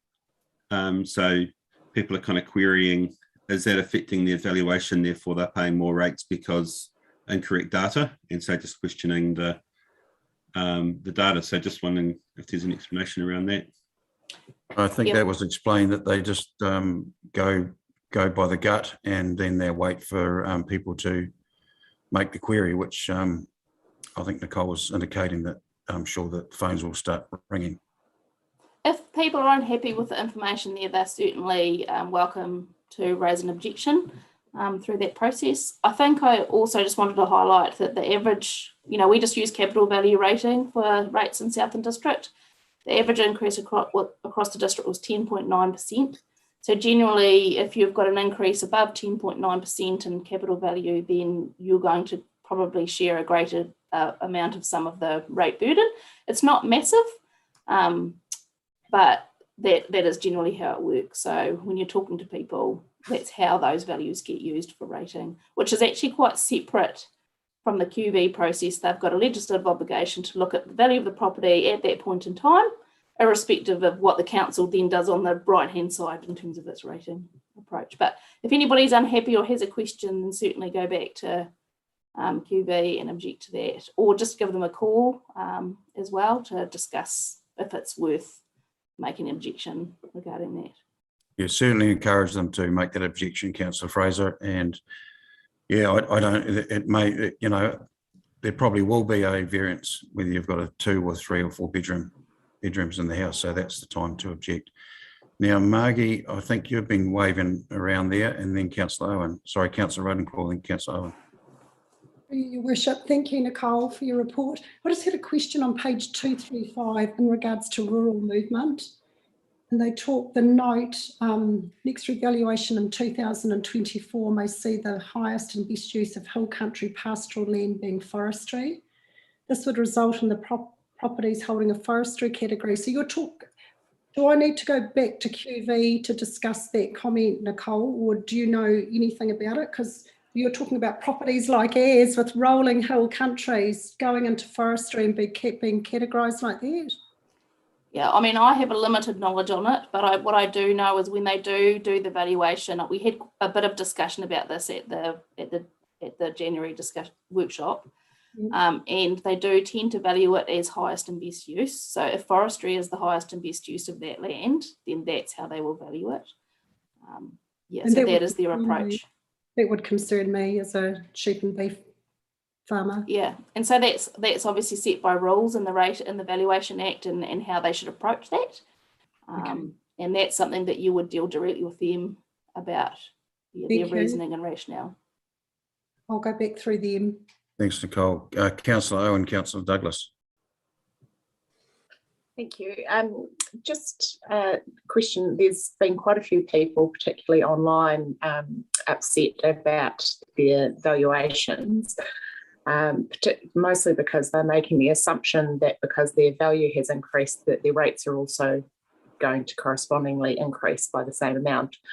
And I wonder, Nicole, you've given such wonderful explanations of how rates are broken down and how the different components are charged. I feel a little bit like the once a year explanation that people are getting isn't possibly enough at this time. And I wonder if it's possible for someone like yourself to just do a short video recording explaining how the rates are calculated and what proportion is affected by their valuations going up, so that they can so they have that information in the context of how it's going to affect them. Because I just think there's a lot of misconceptions that everybody's values go up and council then collects a whole lot more in rates. So yeah. So that's something that we can take on board. I think it's important to remember that around half of council's rates are set on a fixed basis. So they're not affected by valuation movements at all. And quite a lot of those are the ones that are in the townships for water, sewerage, the halls, all those sorts of things. So we only use capital value for our general rate and we use it for our roading rate. And then with the roading rate, we use a differential, which obviously puts a little bit more onto the heavy vehicle sectors. So that does mitigate the impact of some of the increases that would otherwise have hit the residential property. But I'll talk to the comms team as well about whether there's something we can do to explain how that rolls out in terms of rate impact. I don't think it would need to be, you know, highly technical or anything. I just think your nice, simple, short explanation, I think, would get rid of a whole lot of misconception out there for people. Mm. Thank you. Thanks for that. Councillor Douglas. Yeah, just responding to Margie's concern about, you know, how these valuations are achieved. So QV go through sales analysis and they look at recent sales deemed to be between a willing seller and a willing buyer. And in the likes of pastoral land that is being converted to forestry, in 3 years' time, if we see a lot of that and there's many sales, that'll give QV the confidence to say, well, this land that's remaining in sheep and beef, the best use for that land and the value of that land would be adjusted up to, if that's the term, to the forestry value. So it's a process that is followed, and it's not a guesstimate. It's based on actual recent sales. Yeah, so that they're using that data and their knowledge of what's happening in the market to inform their view of that market at that point in time. And I don't know if you had any other comments. Sometimes you want to hospitalise, pass it to you. Right. Yeah, it's definitely something that we've had feedback in the past about that view of it's not consistent with what the land is actually being used for today and their approach to value on the highest and best use. But that's the rules that they apply, and they're applying them consistently across Southland and consistently with the rules. Across the nation, yeah, exactly. So if you've got an objection, it is with QV. And I think it is an important note too, as well, that it has been through an audit process. So to try to get that consistency across New Zealand in regards to approach. So it's very driven by the valuation regulations and trying to get that consistency across. But absolutely encourage anybody who has an issue with the valuation to contact them within that time period. Absolutely. Any other comments around this? It is a report that we're going to be receiving, and I'm sure that there will be a lot of comments around that, and we'll use it in the future as well. I'm happy to move that we receive the report. Is there a seconder? Councillor Ruddenclaw. All those in favour? Aye. Again. Carried. Thank you. I think we'll do the next item and then take a quarter of an hour break. So the next item is the Mokarita Hall from memory. Mokarita Redan Centennial Memorial Hall. Teresa. Morning, Your Worship and councillors. We've received a request from the Mokarita Hall Society for the hall property, including the building, to be transferred to them. So the society was formed in 1959, and that was the same year that the land was gifted to council. And the following year, the hall was built along with the society and the community's significant resource and financial contributions. And the society have run the hall ever since. So the community board have endorsed the transfer, and we see a council resolution to undertake the transfer. I will take the details as read, but I'm happy to answer any questions. Thank you. Any comments or questions from councillors in regards to this matter? Okay, seems pretty easy to me. You have the report with the recommendations A through to E. Is there a councillor in a position to move the matter? Councillor Menzies, and seconded Councillor Harper.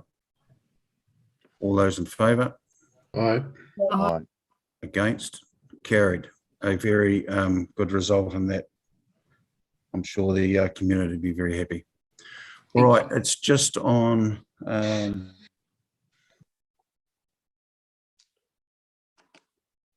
actually, I'm wondering, Chief Executive, if you want to do your management report and then we might take a break.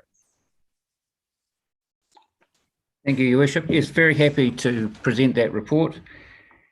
Obviously, the first item is an acknowledgement that we are dealing with the situation with Omicron in the south and across the country. So since the announcement of going to level red, the organisation's shifted very smoothly into working largely remotely, but doing our utmost to keep every service that we can going as much as possible, even if it's slightly remote.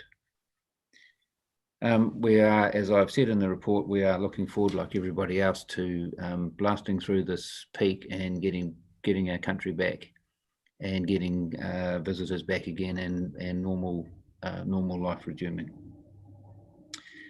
The water and waste team have been dealing with the normal bursts and maintenance that is required, and I'd just like to also remind councillors about the stimulus project work, which we got government money for, which added on top of our work program, but the audit late last year, gave council a ringing endorsement of its delivery program. I've just signed off another request as part of that program yesterday for another 1.9 million to be released, so that is still chipping away, even though most of that team is in fact working remotely.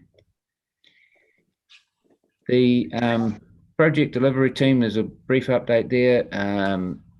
Council will be aware that we have, as an organisation, we have been steadily lifting capital delivery over the last couple of years with quite significant increases, and this is really showing that reorganisation and that focus on delivery has been paying off. We were on track for another record year this year. We've obviously had to wind it back a little bit because of the anticipated supply chain complications. Although, notwithstanding that, we are seeing them coming up in anecdotal evidence around difficulties with people doing residential and commercial buildings. Some of the other supply chain issues that we know other countries have experienced as they've gone through Omicron, we haven't quite yet seen them play out. So we're in that situation where we're anticipating something, but we're not exactly sure which thing will be the one that occurs first. So all we can do in those respects is to be prepared as best we can to react as quickly as possible. Small update there on the community facilities. Actually, with all of the work that's been packaged up, collected up, all the little projects that the team are trying to get delivered, it's interesting to see that we are still having trouble getting some contractors to pick them up. I think, in fairness to the contracting market, and anyone who looked at yesterday's newspaper, a lot of other organisations, like even big employers like HWR Group, are also struggling with resource, and they are obviously just as keen to be delivering as we are. The roading program is underway. Of course, it's construction season. For us, it tends to be peaky while the weather's warm, and I see they're expecting to have the resurfacing completed and underway by the end of March. Around the Mountain Cycle Trail, there's nice progress being made there with the Trust, and I understand there's even been some new offerings for people to use the trail or parts of the trail as the tourism market's responding to the New Zealand visitors and different patterns in terms of usage. I was actually up on the Round the Mountains Trail over the weekend, and there was a very large group of people enjoying a spectacular day in Southland on their bikes. I would have guessed about 50 going through a very well organised tour, and and they would have spent quite a lot of money while they were down visiting Southland. So I'd just like to note that that's certainly contributing to our economy. Property, you've just passed that report that's come through the property team. Property team have been incredibly busy with all of the ordinary property work that comes through, but also, as I'll touch on later on, with the increase we've had in building and in consents, a lot of those consent matters end up coming across the desks of the property team for just clarification around any council property issues that we are, or if there's any historical matters. So there is quite a lot of extra work that's been coming at that team. We've talked about bylaws. We're obviously talking quite a lot about what comes under the term corporate performance, which is at the moment wrestling the annual plan through its rigid processes.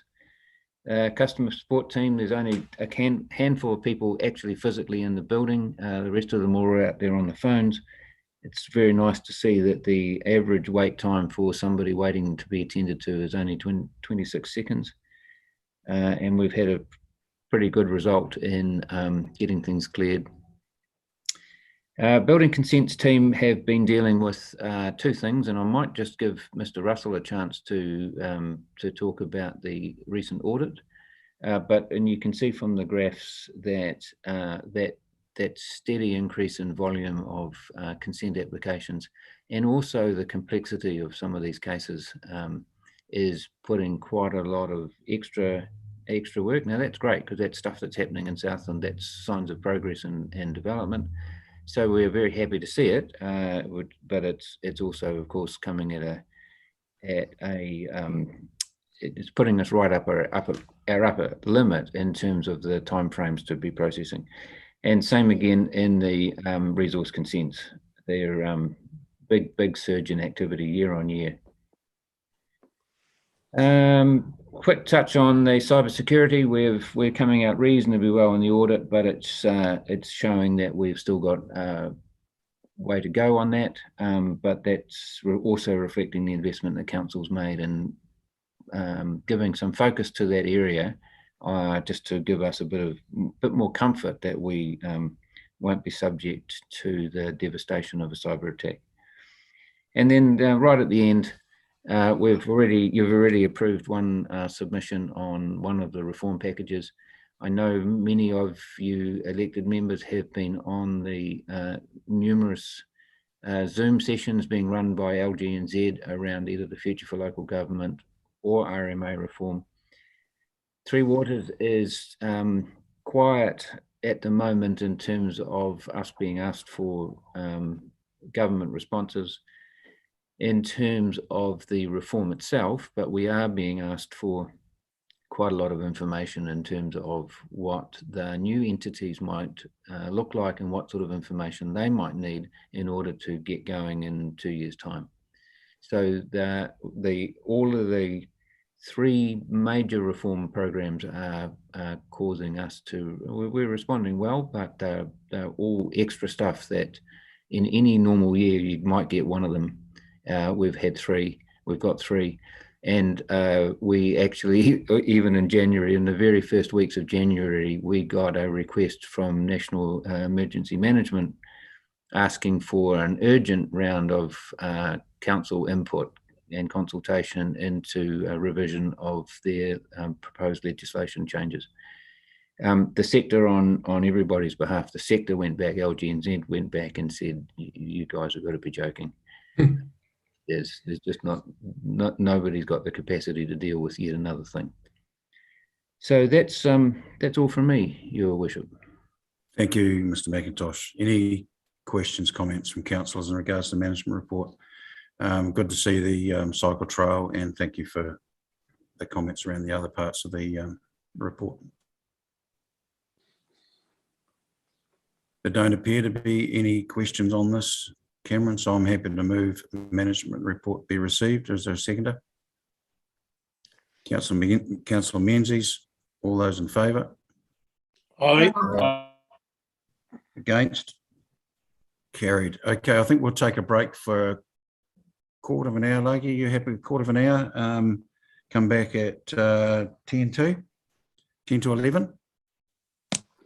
And if we just go offline, it'd be great. Thank you.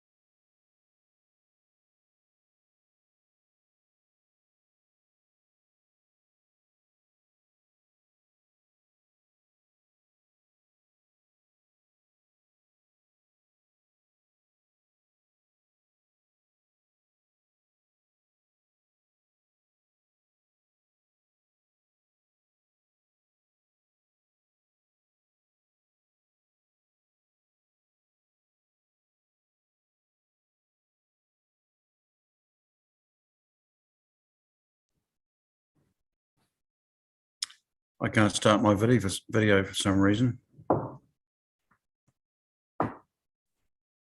Here we go. Cool. Big Brother was watching, eh?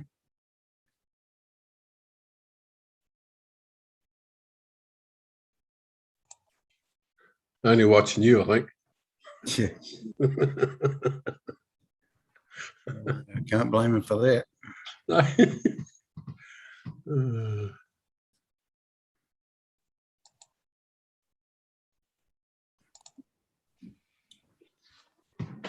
We all here, Logie?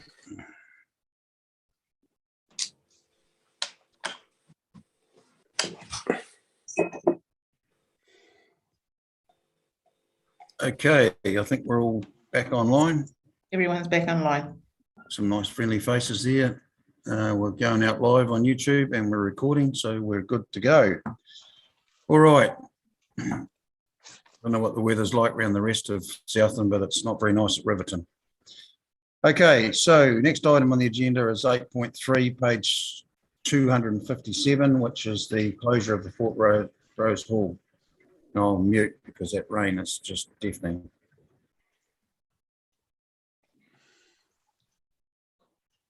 Who's going to do this report? Kevin, is it? Yeah. Thank you, Your Worship.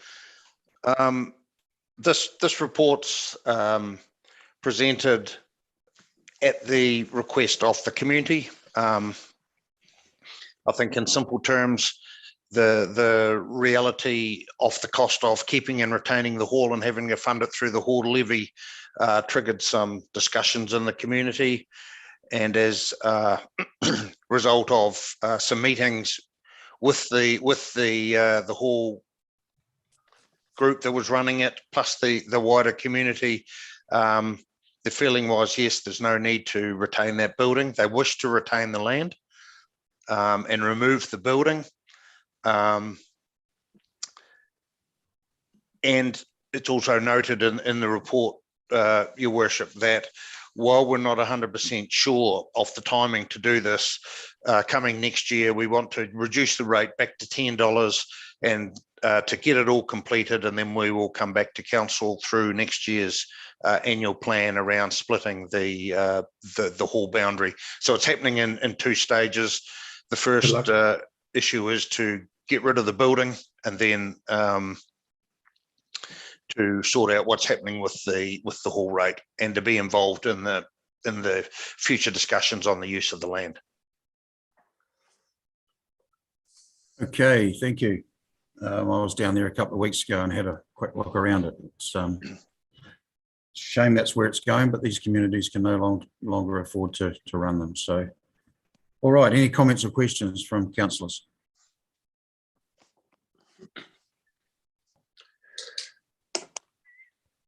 Don't appear to.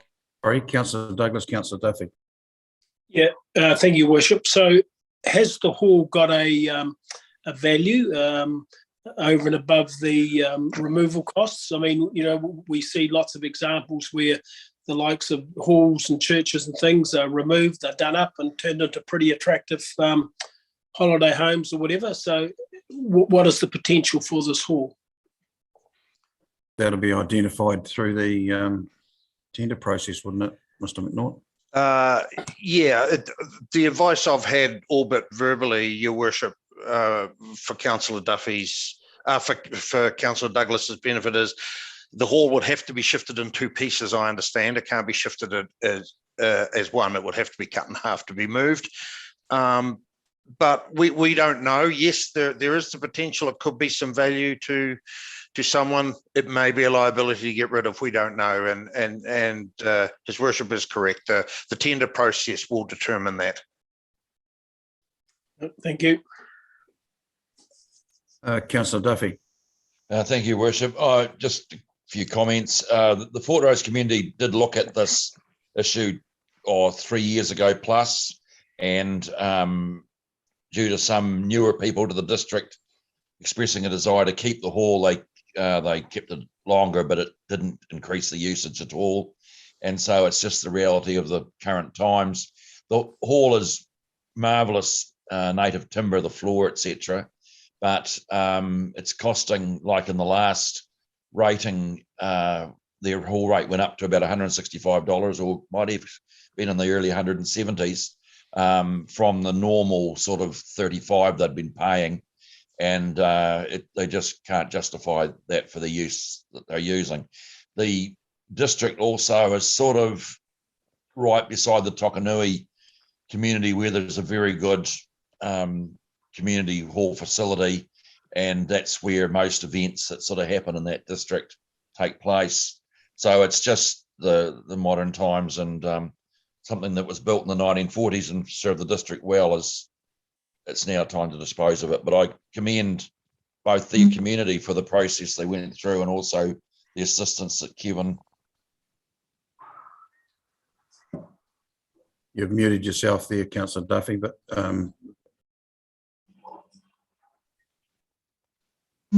you're okay there, Councillor Duffy. You just muted towards the end, that was all. Oh, sorry. No, I'm fine. Yep, thanks. Okay. I'm not sure what you missed out on. You were just complimenting staff. Yeah, well, that stands. Yeah, thank you. Okay, thank you. Any further comments or questions? I see Councillor Ruddenclaw wants to go down for a shindig at the end. All right. I don't. Oh, no, Councillor Duffy's still got his hand up. No, that's all good. All right, you have the recommendations A through to F. Is there a councillor who can move those recommendations? Councillor Duffy may wish to move those. Oh, I will then, thanks. Thank you. And a seconder. Councillor Kramer. So move Councillor Duffy, second Councillor Kramer. All those in favour? Aye. Against? Against? Carried. Thank you, Mr. McNaught. Very good. Thank you, Your Worship. Next item on the agenda is the financial report. Item 8.4, page 263. I think Cherie, is it? Who's going to take us through that? Thank you. Good morning, Your Worship and councillors. So in the absence of Bree today, I'm here to present the financial report for the period to 31 December 2021. I will take this report as read. However, I'll use this opportunity to point out a few key points in relation to the financial results for the 6 months to December 2021. Council's operating income is 2.92 million below projection for the year to date. Some of the key reasons for this variance are our corporate services income is $1.3 million lower than projection, and that's predominantly due to our investment income being lower than budget. So as you will be aware, council staff and its advisors are working to put in place fund managers to effectively manage our investments going forward. And we've also been discussing with the Finance and Insurance Committee recently the approach to our borrowing in line with the liability policy and using local government funding agency for future borrowing. Additionally, sewage and stormwater income are 920 and 667,000 lower than projection, and that's due to the release of the stimulus funding based on our project's progress throughout the year. This income has currently been phased due to the expected timing of the stimulus work to happen back in July. The projects are all still on track to be completed by June 2022, and the income will continue to be released as the work is completed. Council's operating expenditure is 3.47 million below projection for the year to date. Community resources costs are about 800,000 lower than projection, and this is related to streetscapes costs, and that's predominantly associated with seasonality of work such as gardening, mowing, street litter bin delivery or pick up and that sort of thing. One point to note is that we have checked back gardening and mowing costs to the new contract prices, and where there's anomalies, these will be corrected through the forecasting round, which you'll see over the coming months, and also incorporated into the 22-23 annual plan. Parks and reserves are also less than projection, and as I think the Chief Executive was discussing earlier, we are having difficulties engaging contractors given the current market conditions to do some of the smaller projects. Further to my earlier comments around corporate services and investment and borrowing, given that we haven't been borrowing yet, our borrowing costs are lower, approximately about 756,000. You'll be well aware, because this has been the case for a couple of months, around environmental services being under budget, and that's predominantly in relation to a number of staff vacancies and resource management and leadership costs associated with this group. Further detailed commentary on the operating expenditure variance can be found on page 269 and 270 of your agenda.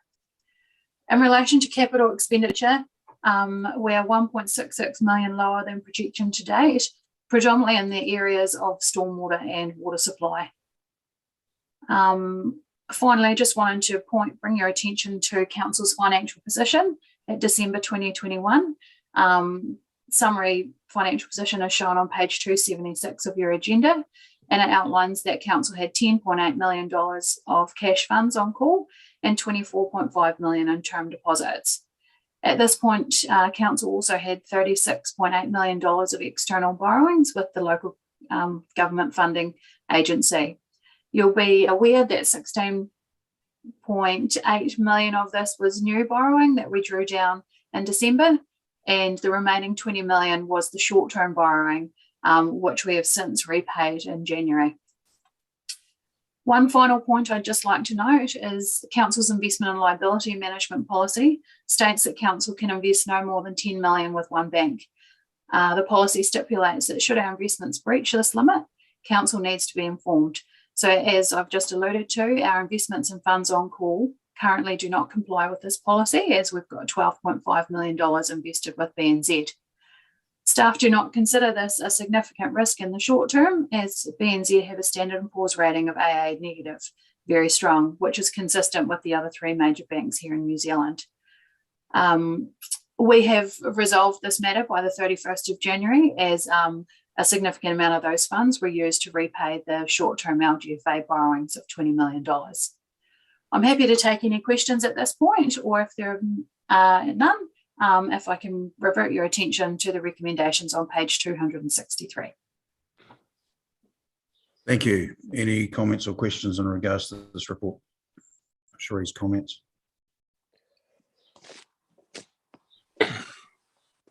Councillor Douglas. Yes, so thank you for your report. So, I mean, I know we're addressing this issue, but when I see $10 million in BNZ earning 0.05% and even borrowing through the LGFA, we're paying 3%. So they are the questions that, you know, our ratepayers are going to pick up on. I know we're addressing it down the track, but, you know, even in the short term, is there not something we can do there to get a greater return on that money that's in the BNZ? Unfortunately not, and I think this month was probably I guess a weird month, because we've got the holiday season period, and we also had the issue with borrowing and getting all the paperwork, because there's a significant amount of paperwork required through the LGFA done before staff went on leave, and having those funds in place. We've run what's called an on-call investment with BNZ, and I guess the hard thing for us is knowing who's going to pay money when, and the likes of NZTA and stimulus funding, and that we have an idea of when it's going to come in. Yeah, we address it to the best possibility that we can. And to be entirely honest, even if we were to invest for a 30-day period, the interest rates at this point aren't that much higher. Okay, thank you. Thank you for that. Any further comments or questions? Okay, as Cherie said, we have the recommendation on page 263. I'm happy that to move that we receive the report. Is there a seconder? Councillor Fraser. So I've moved it. Councillor Fraser seconded it. All those in favour? Aye. Against? Carried. Thank you. Next report is item 8.5 on page 281, Building Solutions Team unbudgeted expenditure request. You know, I've read through this a couple of times, and yeah, I think we'll just wait for Julie. I think she's going to, Julie, you're going to, or Matt, I'll leave it to you. I think I'll start, if that's okay, Your Worship, and I'll let Matt pick up anything that I may forget to say. Good morning, Your Worship and councillors. I am pleased to present this report. I note that while the title is an unbudgeted expenditure request, and that's not necessarily palatable, especially in the current financial climate, this actually is not a deviation from any plan that's already been put in place and approved by council. This is actually following the plan and continuing on the road that we have already set in place and agreed on in September 2020. I will take this report as read. The essence of this report really is that the volume of work has increased sooner than had been forecast. The complexities of COVID has increased some of unexpected workload in minor variations and the complexity of work going through the team. That in turn has increased the fee income that we've received. And what I'm proposing to do with that is adjust the resources within the team, or create the ability to adjust the resources in the team as needed, rather than essentially work my team a lot harder than was intended and either revert back to non-compliance or burn staff out, which I know the welfare of staff is actually quite primary in the forefront of councillors' minds. I do want to note that the community impact on this report has been considered quite significantly by myself and by those that I report to, and by my team itself. The simple fact is, when I look at the trend that we have been following, I see that the plan that was put in place in September has been very successful. The team have come from a level of non-compliance that just was not acceptable and was a key risk to this council, and they've brought us into a level of compliance that has actually been commended by our IONS accreditation last week. And so now we need to look at sustaining that level of compliance and that level of service to the community. The consideration of a even small increase to fees is not something that anybody would take lightly in this council, including myself.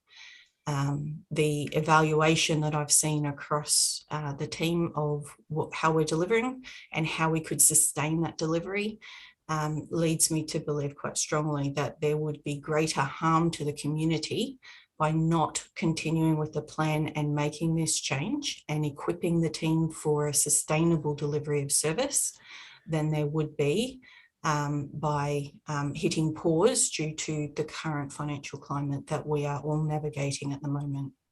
And so I do humbly request that you consider the recommendations for this report, acknowledging that overall the team are tracking well. Overall, compared to the long-term plan forecast for next financial year and this financial year, we are essentially, with approval of this report, utilising less district ops reserve than had been forecast. I do note, though, that my business unit is 20% funded by rates, and therefore any change to my fees structure does have an unfortunate impact on rates. And as noted on this report, page 284, that impact is a 0.14% increase.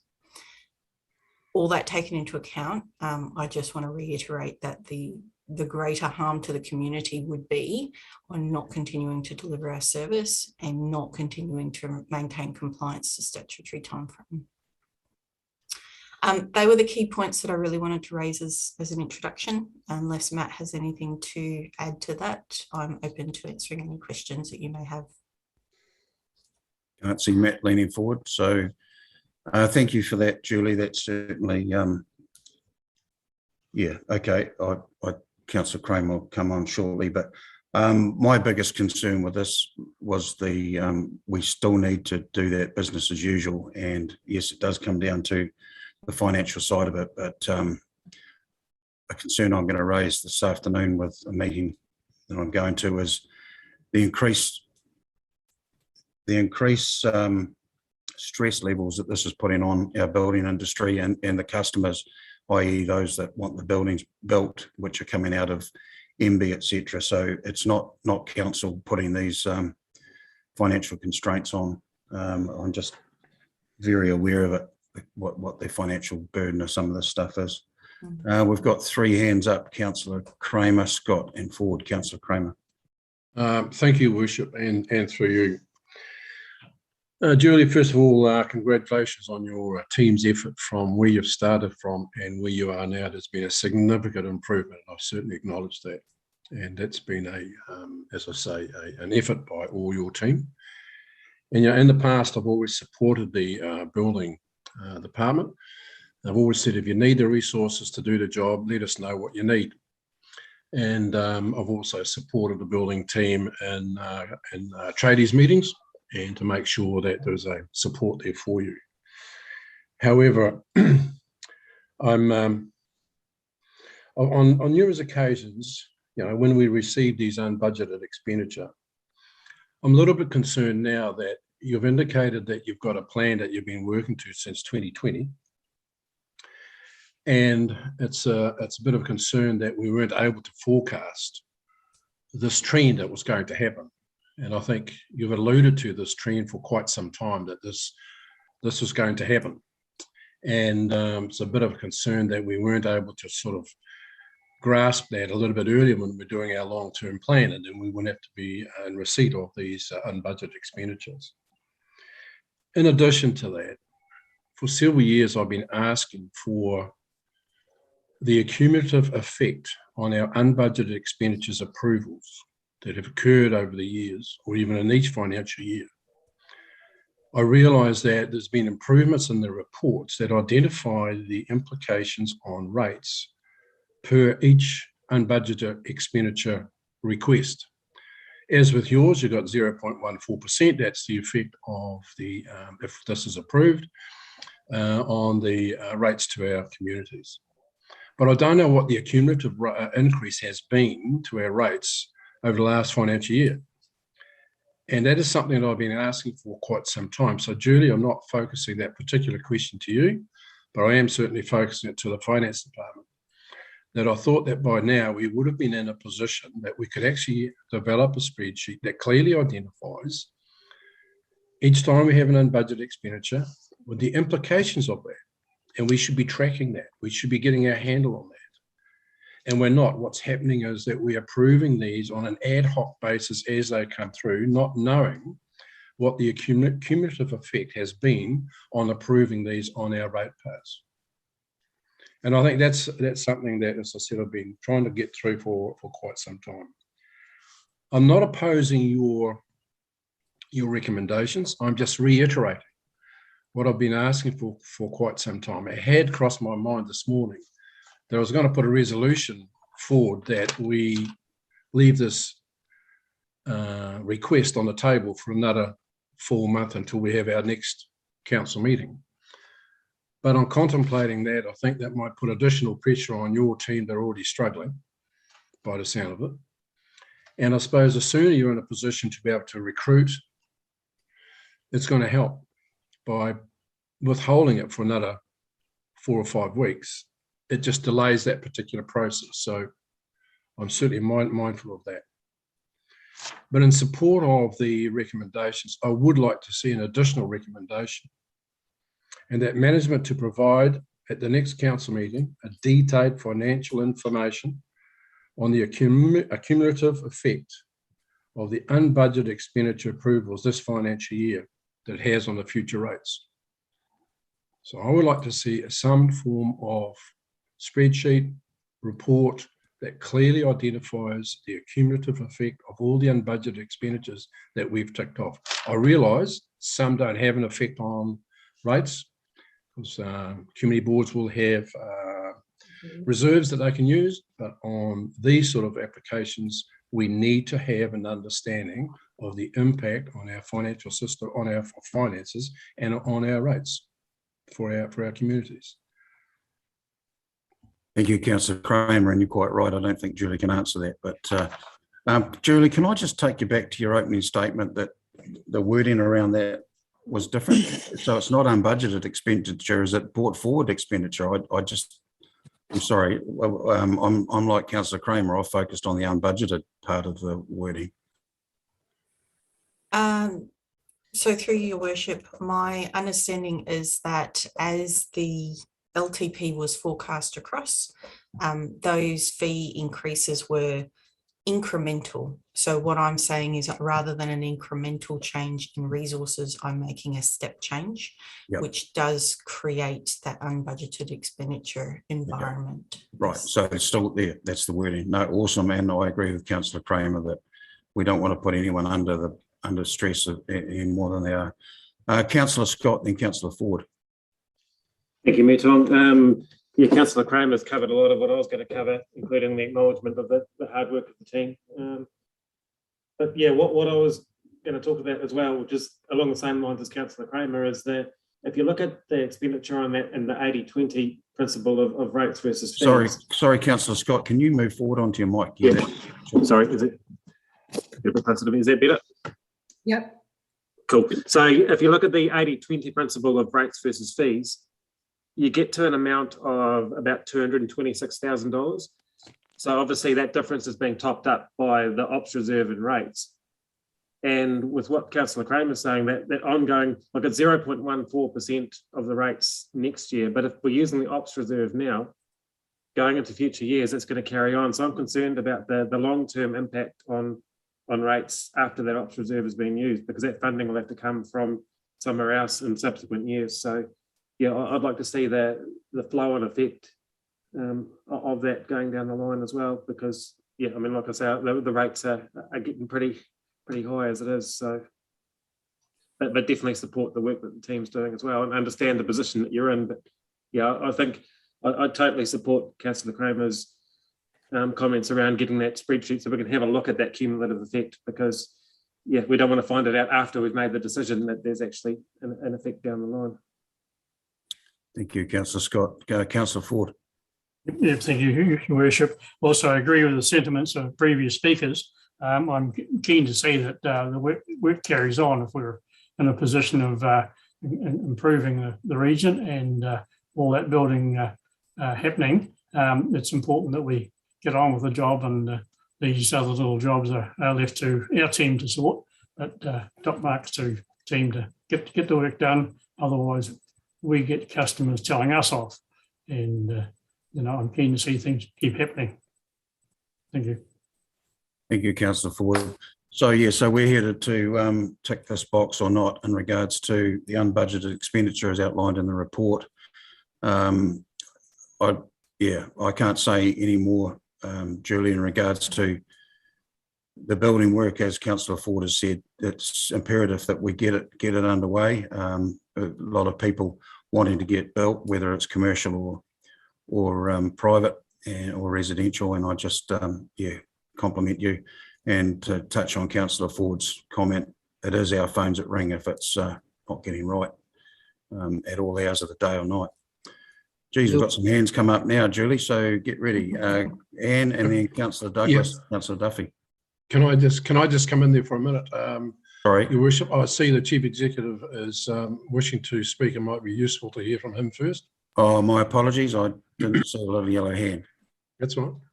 Look, thank you, and yes, look, Councillor Kramer, can I just address your quite specific request, and just to let you know, I hear that loud and clear. The cumulative effect, the flow-on effect, we will get that back for a running total. Just one very small observation that comes up with this term unbudgeted. Unbudgeted expenditure for staff means us spending some money that wasn't budgeted to be spent, wasn't in one of the plans. If, for example, we get a grant from TIF which wasn't in our budget. We weren't expecting that money to come in, but we now want to spend it. We have to put up a report to say, here's the difference. Now that's got no impact on rates. So sometimes these matters are going to have an effect and sometimes they aren't, but they're all got the same word associated with them. But I just want to reiterate, hear very clearly your message about making sure that council has a sense of a running total, and we will attend to that for future reports and future meetings. Thank you for that. Appreciate it. Thank you. Okay, and Councillor Douglas, Councillor Duffy. Yes, thank you. Thank you, Councillor Kramer. So we have actually been including the running total in our recent reports.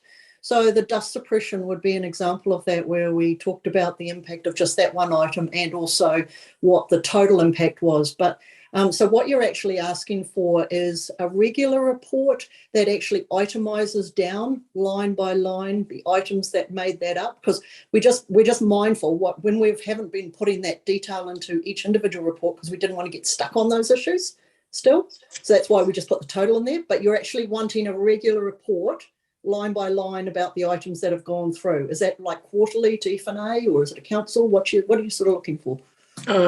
Excuse me, I think quarterly would be fine. And yes, certainly, as you know, the information needs to be quite clear and quite specific. So yeah, absolutely. Okay, no, that's not a problem whatsoever. Now, just in regards to, of course, Julie's report, it's a little bit unorthodox because, of course, we're going right now through an annual plan process. So normally what we would do is build the detail that Julie's been talking about into that annual plan process. However, as noted in that report, the reason why we put it up a bit sooner is just so that if opportunities come along in regards to that resourcing, we can act on them, because, of course, we don't get authorisation for the annual report till June. So we're just seeking that earlier approval in regards to that issue. The other reason too is that we have noted in there the financial impact on potentially the rates, which is 0.14% of that $70,000 increase. But I haven't put the cumulative on there because it is that future year. But if we were, just to give you that context, last year we indicated in the LTP that we had an 8.31% rate increase for this year. If we were to put on that 0.14, we also put on the unbudgeted to date from this year, which is 0.12, and we put on the interest that we just talked about earlier. That would mean that the rate increase potential for this year is coming up to 9.38%. Just as your information. However, you have to be really careful with that, of course, because as part of the annual plan process, you are revisiting all your costs in your document. So it could well be that there'll be reductions in other areas that may offset that. Likewise, there may be increases in other areas. But that's just to give you that context if you need it for this report to consider it. Well, I mean, if I may, through your worship, that's certainly appreciated. But you know, it certainly gives us a trend to see what's going on and what the movements are going to be. So that's the information that we just haven't had in the past. So certainly not a problem whatsoever. As the Chief Executive said, we'll complete that report on a quarterly basis. The girls have an amazing complex spreadsheet, but we'll try and simplify it down a little. If you need a hand, let me know. Thank you, Councillor Douglas and Councillor Duffy.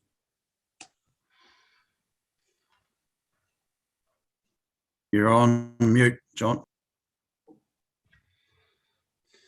Because the dog was barking, I had to silence the dog. No, certainly support the tighter controls and reporting on unbudgeted expenditure. That's great to see that's going to happen. In terms of this increased expenditure for the Building Solutions team, 375, if these people generate fees in relation to their 2 or 3 extra FTEs, at 80%, wouldn't they be generating fees of up around 300,000 to support their salaries of 375 if we've got an 80-20 split? Through you, Your Worship, at this point in time, I'm not forecasting further increase to the income than what is shown in the annual plan put up by Finance. The reason for that is that the majority of the already achieved increase in income has been achieved through a significant amount of overtime. and a lack of my team being able to actually take leave in order to keep work going. So additional capacity at this point is creating sustainability and longevity in what we are already trying to achieve. Should they actually end up delivering even more work again, then that adjustment would be made. But the point of this is more to adjust from the way we're currently working and ensure it's sustainable, rather than necessarily increase the output of work, because that increase has already occurred. Okay, thank you for that explanation. Thank you. Councillor Duffy, then Matt. Thank you, Your Worship. I think every comment that's been made on this subject is totally valid. But I believe that we do, to keep ahead of where we're at, and perhaps if we think of the alternative of not passing this resolution, just where that might leave us. So tremendous progress has been made. There is an extraordinary scenario going on with building at the moment. And when you hear those last comments that Julie Cromarty made about the overtime and staff leave and all those other things, you can see that those stress levels are not ideal at all. And this is one way to keep ahead of it. And I think the comments about unbudgeted expenditure are totally crucial, but some things we just have to do. I'd be happy to move it, but I don't want to do that prematurely. Thank you, Councillor. Matt. Thank you, Your Worship and councillors, for the discussion and the comments in support of the report and the team. I just wanted to, I'm not sure if we'd responded specifically to Councillor Scott's question earlier around the impact on rates as we reduce the reliance on reserves moving forward, whether or not that is forecast to transfer over to rates and subsequently increase over time. The answer is no. Our forecasting as part of the LTP was an incremental increase in fees and a correlating decrease in reliance on the ops reserve. And what we're doing, and the other element at play is work volumes, which obviously increases the income, and we need to respond with striking the right balance for resources to enable us to respond to that correlating increase in work volume. So they're the things at play that we're attempting to deal with. As Julie touched on in her introduction, that has the timing has been what we've attempted to forecast and address through the LTP.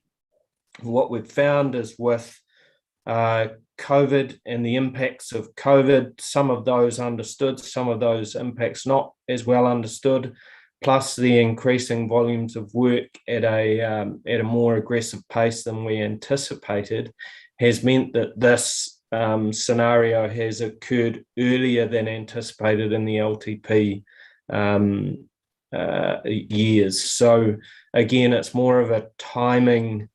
Whilst it's represented and articulated as an unbudgeted expenditure, it is from the perspective of today.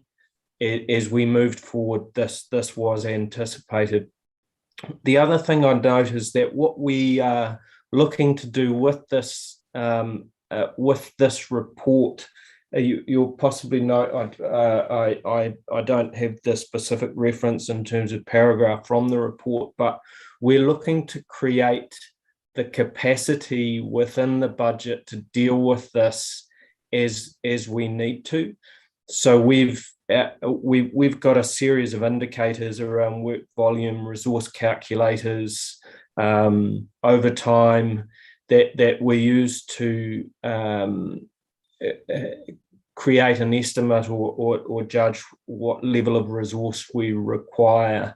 and the resource calculator is telling us that we require approximately 4 additional FTE, and that's what this report is effectively looking to seek approval for. But our approach won't be to simply go out and recruit for 4 FTE immediately. We're looking to create a ceiling and to have the ability at a management operational level to manage those resources and be a little bit more agile, as opposed to having a fixed ceiling in the way that we currently do.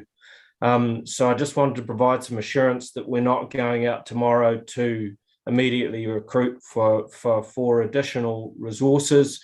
We're cautiously and carefully monitoring all of those elements that I spoke about: work volumes, complexity of work, overtime hours, resource calculators, to manage those resources over time in a way that ensures that we're not placing undue reliance on either the district ops reserve or future rates as we progress forward.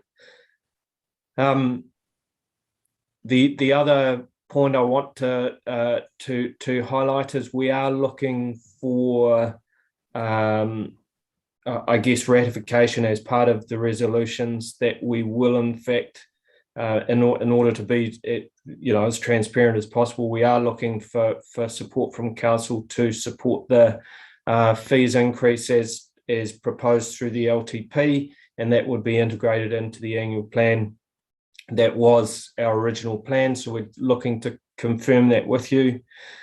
And lastly, I'm really close to finishing, I promise. I wanted to take the opportunity while we're talking building solutions just to recognise, as has already occurred on this call, the fantastic I guess progression amongst the team, which sort of met the thin end of the wedge last week.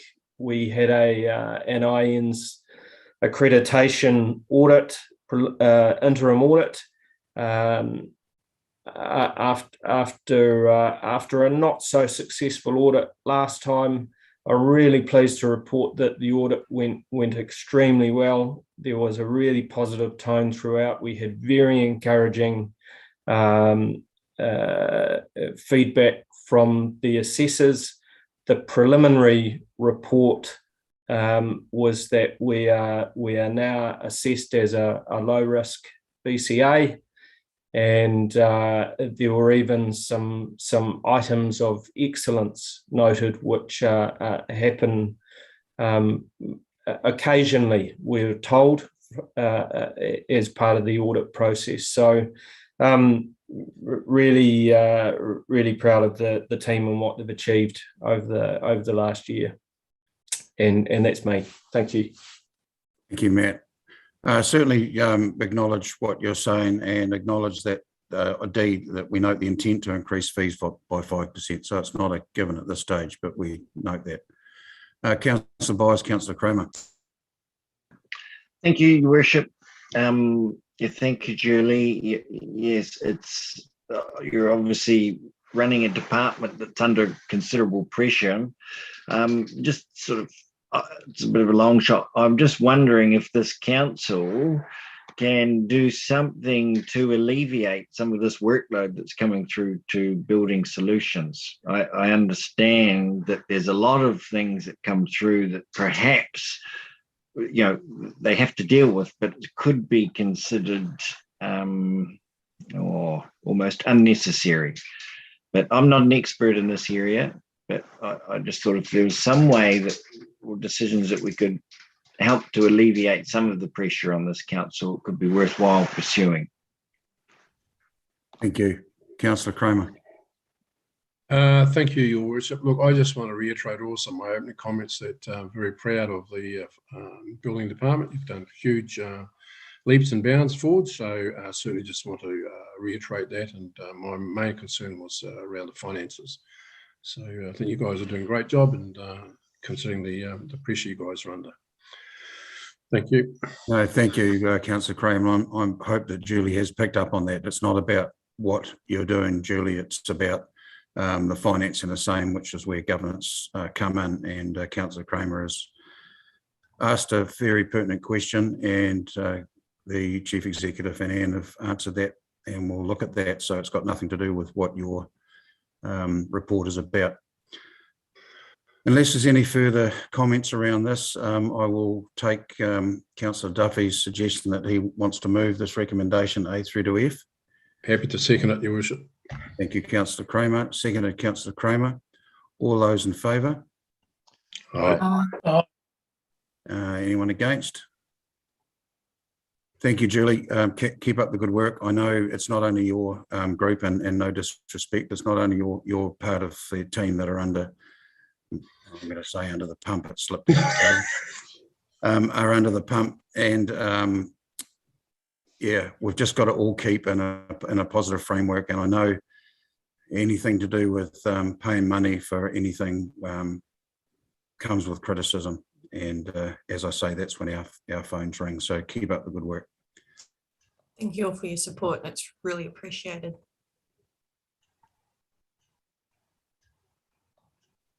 Okay, the next matter is going to be in public excluded. So I'll move that we move into public excluded for the reasons contained in the agenda. Is there a seconder? Councillor Scott. Councillor Scott, second that. All those in favour? Aye. Aye. Against, or just